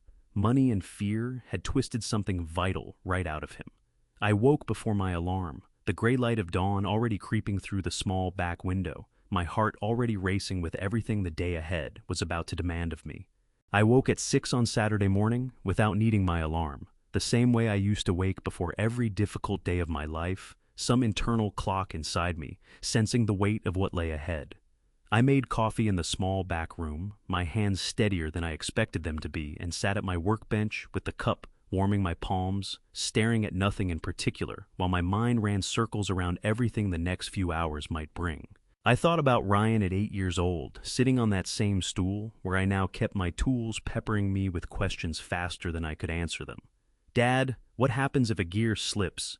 he'd asked me once, his small face scrunched up with genuine curiosity. "Even the smallest broken tooth throws off the whole movement, son," I'd told him back then. You can't fake time, it always tells the truth eventually. I wondered now, sitting alone in that quiet room decades later, when exactly he'd stopped believing that. When exactly he'd decided one version of the story, his version, was enough. Around 7, I stood and walked to the small mirror hanging by the sink, studying my own reflection for a long moment. I pulled out my one good white dress shirt, the kind I saved for important occasions, and buttoned it slow, with fingers that trembled just slightly. "Not for impressing anybody," I said out loud to my own reflection. "Just because today deserves better than my work clothes." I stepped out of the shop around 7:30, locking the door behind me, and found Walter sitting on his usual bench down the block, hands wrapped around a paper cup of coffee, steam curling up into the cold morning air. "Morning, Walter," I called, crossing toward him. He looked up, studying my face, careful, taking in the dress shirt, the tension I couldn't quite hide in my shoulders. "You look like a man walking into something Big George." "I am," I said simply. "You doing all right?" he asked, his weathered face creasing with genuine concern. I let out a breath that shook slightly on its way out my chest, tight with everything I was carrying. "No," I admitted, my voice cracking just barely on the word. "But I'm going anyway." Walter nodded, slow understanding passing between us, without needing more words to explain it. "That's usually how the hard things get done," he said. "Nobody feels ready, you just go." "Thank you, Walter," I said, my throat tightening with gratitude I hadn't expected to feel this morning of all mornings. "For everything you told me, for not being afraid to speak the truth when plenty of folks would have stayed quiet." "Oh, wasn't afraid," he said, waving off my thanks with a small, tired smile. "Had nothing left to lose by telling it straight. Sometimes that's the only advantage a man like me's got over folks with more to protect." I squeezed his shoulder gentle before I walked on my chest, aching with something warm underneath all the dread gratitude maybe for the unexpected kindness of a man the world had mostly forgotten to be kind to in return. I drove toward Ryan's office building, with my hands gripping the steering wheel tighter than necessary, my heart pounding harder with every mile that passed. I arrived at 9:45, 15 minutes earlier than I needed to be there, and sat in my truck in the parking lot, staring through the wide front windows. Inside, I could already see maybe 30 people gathered, employees I recognized from around town. A few reporters with cameras slung over their shoulders, several men and women in sharp suits who I guessed were the business partners Ryan had been courting so desperately. Ryan stood near the front of the room, in a new suit, shaking hands, laughing at something someone said, radiating a confidence that made my stomach twist into a hard, painful knot. Chloe stood beside him in a navy dress, her smile wide, and practiced working the room with the same easy charm she'd used to bury me alive on social media just days before. I sat there gripping that steering wheel, my throat aching, my eyes stinging hot as I watched my own son laugh and shake hands, utterly confident that today was going to be his crowning moment. "You don't know what's coming, son," I whispered, my voice breaking on the words. "God help you, you have no idea." Part of me, some small, stubborn, foolish part that had never quite stopped loving him, despite everything, wanted to march in there right now and warn him, wanted to pull him aside and beg him to come clean before the whole world watched him fall apart in front of cameras and colleagues and people who'd trusted him. But another part of me, colder and more certain, knew that warning him now would only give him time to build another lie, another version of events slick enough to slip past the truth one more time. My phone buzzed in my pocket, and I pulled it out with hands that weren't entirely steady. A text from Adrian. "We're 2 minutes away. Noah is with me. Are you ready? I stared at those words a long moment, my heart hammering fierce against my ribs, my eyes burning with tears I refused to let fall before I'd even walked through that door. I looked up one more time at the window, at Ryan still smiling, still oblivious, still standing in the exact spot where his whole world was about to come crashing down around him. Then I looked back down at my phone and typed a single word with a hand that had finally mercifully stopped shaking. Yes. I slid the phone back into my pocket, took one long, steadying breath, and reached for the door handle, my heart pounding with a mixture of grief and resolve so fierce it nearly stole the breath clean out of my lungs. Whatever waited for me inside that building, I was ready to face it for Noah, for Margaret's memory, and for whatever small shred of truth still remained to be salvaged from everything Ryan had broken this past week. I pushed the truck door open and stepped out into the cold morning air. The ceremony began exactly on time, which turned out to be the very last thing that went according to Ryan's plan. I slipped in through the side door and stood near the back wall, my heart hammering so hard I could feel it in my throat, watching Ryan step up to a small podium at the front of the room. He looked confident, radiant, even his voice carrying easy and warm across the crowd of employees, reporters, and partners. Friday night changed my life. Ryan began, his hand resting on the podium, like he owned every word coming out of his mouth. When Chloe and I saw that boy standing alone in the storm, we didn't think twice. We just acted. A few people clapped softly. Chloe stood beside him, beaming, her hand pressed to her chest like the memory overwhelmed her with pride. Then Ryan's gaze drifted toward the door, and I watched his whole face change. Adrian Cole walked in tall and composed, and beside him, small but steady, walked Noah, one hand wrapped tight around his father's fingers, the other clutching that pocket watch against his chest. The room fell into a hush. I could feel pressing against my own chest. Ryan's smile flickered, faltered, then forced itself back into place. "Mr. Cole, I'm so glad you could make it. And Noah." Noah stepped forward, letting go of his father's hand, and looked straight at Ryan, with eyes far older than his 9 years deserved to be. "You didn't find me," Noah said, his voice small, but carrying clear across the silent room. "You dropped me off in the rain, you and the lady. I saw the name on your truck." Gasps rippled through the crowd. Chloe's face went white as chalk. "Noah, honey." She started stepping forward with her hands out. "You were very sick that night. You must be confused." "I wasn't sick when you put me out of the car." Noah cut her off his small chin, lifting with a courage that brought hot tears rushing straight to my eyes. "I got sick after, because I stood in the rain a long time before Mr. Miller found me and brought me inside where it was warm. My chest ached so fierce I had to press a hand flat against it, tears spilling freely down my weathered face, now unashamed."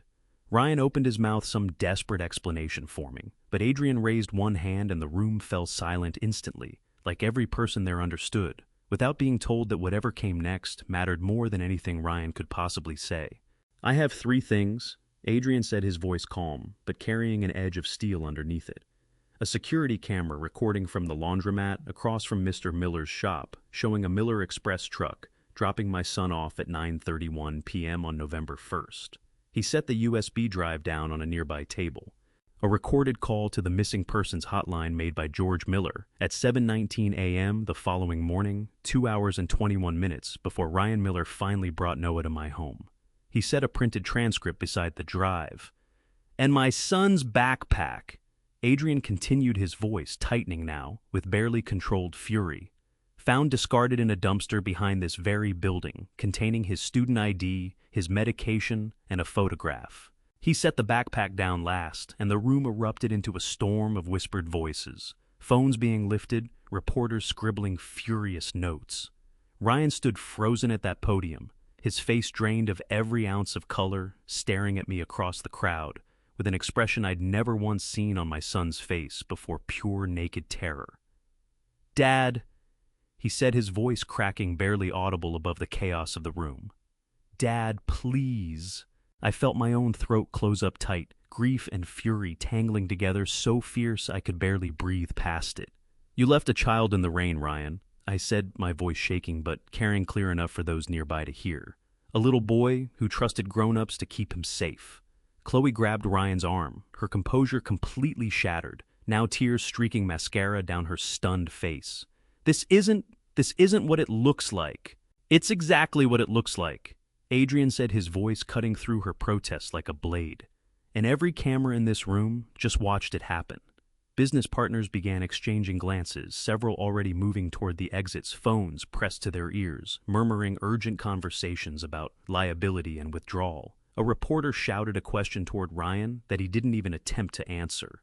I watched my son standing there exposed and crumbling in front of everyone who mattered to his entire livelihood. And despite everything, despite the lies, the threats, the cruelty toward a helpless child, my heart still ached fierce with a grief only a father could understand. Noah crossed the room toward me, then small and brave, and wrapped both arms around my waist, pressing his face against my chest. I knelt down, my old knees creaking, and held that boy tight while he trembled, the adrenaline of everything he'd just done finally catching up to him all at once. "You did so good, son," I whispered into his hair, my own voice thick with tears. "So brave.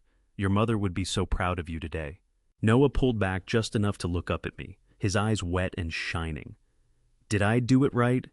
"You did it perfect," I told him, my voice breaking completely now. "Absolutely perfect." As the room continued churning with chaos around us, Adrian approached, kneeling down beside his son, resting a steady hand on Noah's small shoulder. Then he looked up at me, something soft and grateful passing across his tired face. "There's something I didn't say in front of everyone," he said quietly, pulling a small envelope from his jacket pocket. "Margaret kept a journal, George. The last entry was dated 3 days before she passed." My breath caught hard in my chest.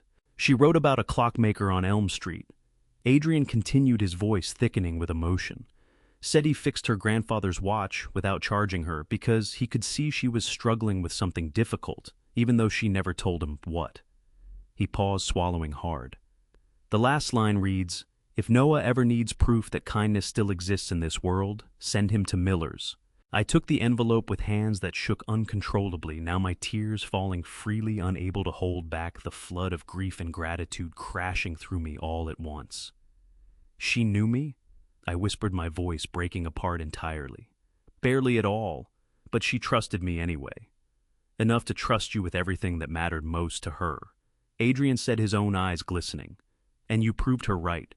Across the room, security had arrived to escort Ryan and Chloe outside, away from the reporters, still shouting questions away from the partners already halfway out the door, with their phones pressed urgent to their ears. Ryan looked back once, catching my eyes across that chaotic room, his face a mask of devastation and shame. I held his gaze a long moment, my heart aching with a grief too complicated to name, before I turned my attention back down to Noah, still held safe and warm in my arms, exactly where I intended to keep him, for as long as this whole ordeal still needed me standing steady beside him. By noon, Ryan's business partners had already sent their formal apologies through lawyers instead of phone calls. By 2 o'clock, the last of his employees had quietly packed up their desks and slipped out the back entrance, refusing to meet my eyes as they passed. By the time I finally drove back toward Elm Street, Miller Express existed only on paper, a company with no partners, no employees, and no reputation left worth salvaging. I called a locksmith the moment I got back to the shop, and within the hour I stood on my own front porch watching a young man work his tools against that shiny new deadbolt Chloe had installed just days before. "There you go, sir," he said, handing me a fresh set of keys. "Good as new."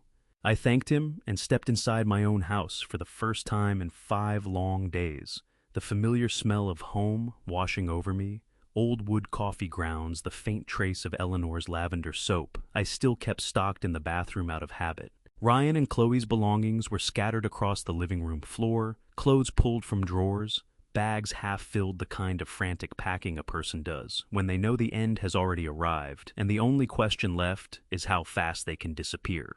Ryan sat on the living room couch, elbows braced against his knees, his face buried in his hands. He looked up when he heard me enter, and I hardly recognized the man staring back at me, hollow-eyed, defeated, none of that easy confidence from this morning's ceremony left anywhere in him. Chloe stood near the window, arms crossed tight against herself, staring out at nothing, her earlier composure completely shattered.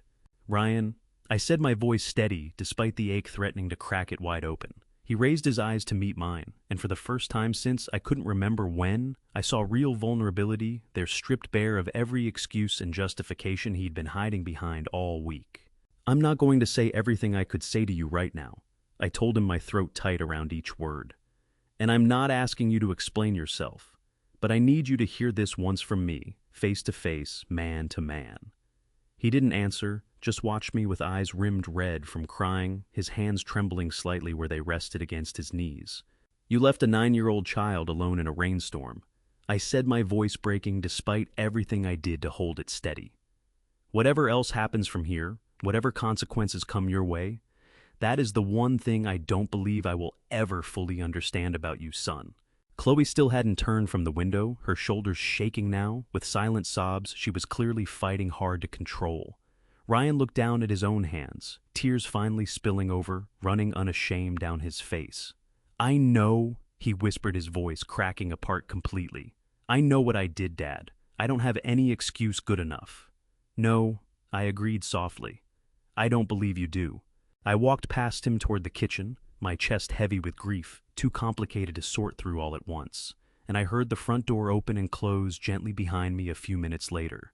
An engine turned over out on the street tires, rolling slow away from the house that had sheltered them for months, and then silence settled over the place, deep and strange, after everything the past week had thrown against these walls. I stood alone in my own kitchen, filling the kettle with water, my hands finally steady again, and I looked around at 30 years of memories built into every corner: the table where Eleanor used to sit, grading papers, the window where Ryan used to press his face as a boy, waiting for me to walk home from the shop each evening.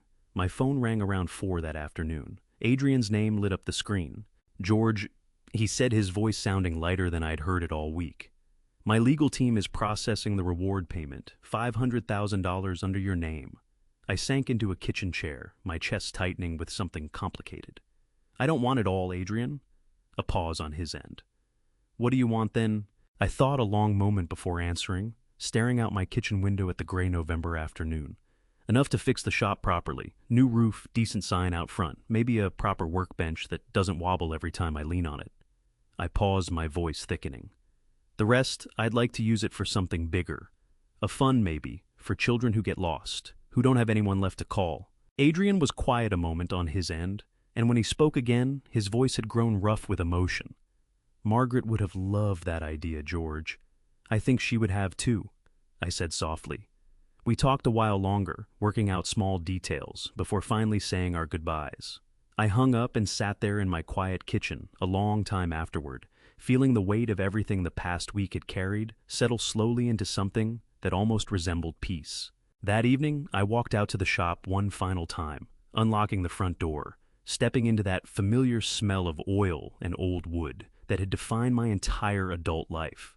I sat down at my workbench, pulled Margaret's envelope from my jacket pocket, and opened it carefully, reading through her final journal entry one more time by the warm light of my desk lamp. Her words sat there on the page, careful and aching, a mother's love reaching forward across years, and grief to protect a son she'd known she wouldn't get to watch grow up.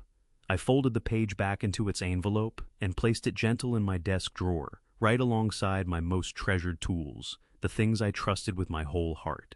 Then I reached for a half-finished watch sitting patient on my bench, one I'd set aside days ago when everything in my life had turned upside down all at once. I placed my magnifying glass over one eye, switched on the lamp, and let my hands settle back into the familiar rhythm they'd known for 40 years. Outside, the November evening deepened toward darkness, and somewhere across town, I knew a boy was falling asleep with his mother's watch clutched safe against his chest. Finally home, finally safe, finally believed. I bent back over my work, and I began. If there's one thing this family story taught me, it's this: money can buy silence, but it can never buy back trust once it's broken. I lived through a family betrayal I never saw coming from my own son, and I won't pretend it didn't nearly break me. I prayed more that week than I had in years, and I believe God put Noah on my doorstep for a reason I still don't fully understand. Don't be like me. Don't wait until the locks are changed and the lies are told to finally say what needs saying. If you love someone, tell them the truth today gently, but honestly, before pride or fear steals your chance. That's just my own 2 cents from an old man who's seen both sides of it. Every family betrayal leaves scars, but it doesn't have to leave you bitter. I chose forgiveness over revenge, and honestly, it was the only choice that let me sleep at night again. This family story isn't really about a lost boy or a stolen reward. It's about what happens when we choose kindness over convenience, even when nobody's watching. If this story touched something in you, I'd love to hear your thoughts down in the comments. Please take a moment to like, share, and subscribe to Revenge Dad, so you never miss the next story, like this one. A quick note before you go. These stories contain fictional elements created for reflection and entertainment. If this isn't the kind of content you're looking for, feel free to explore something else that suits you better. Thank you all so much for staying with me until the very end.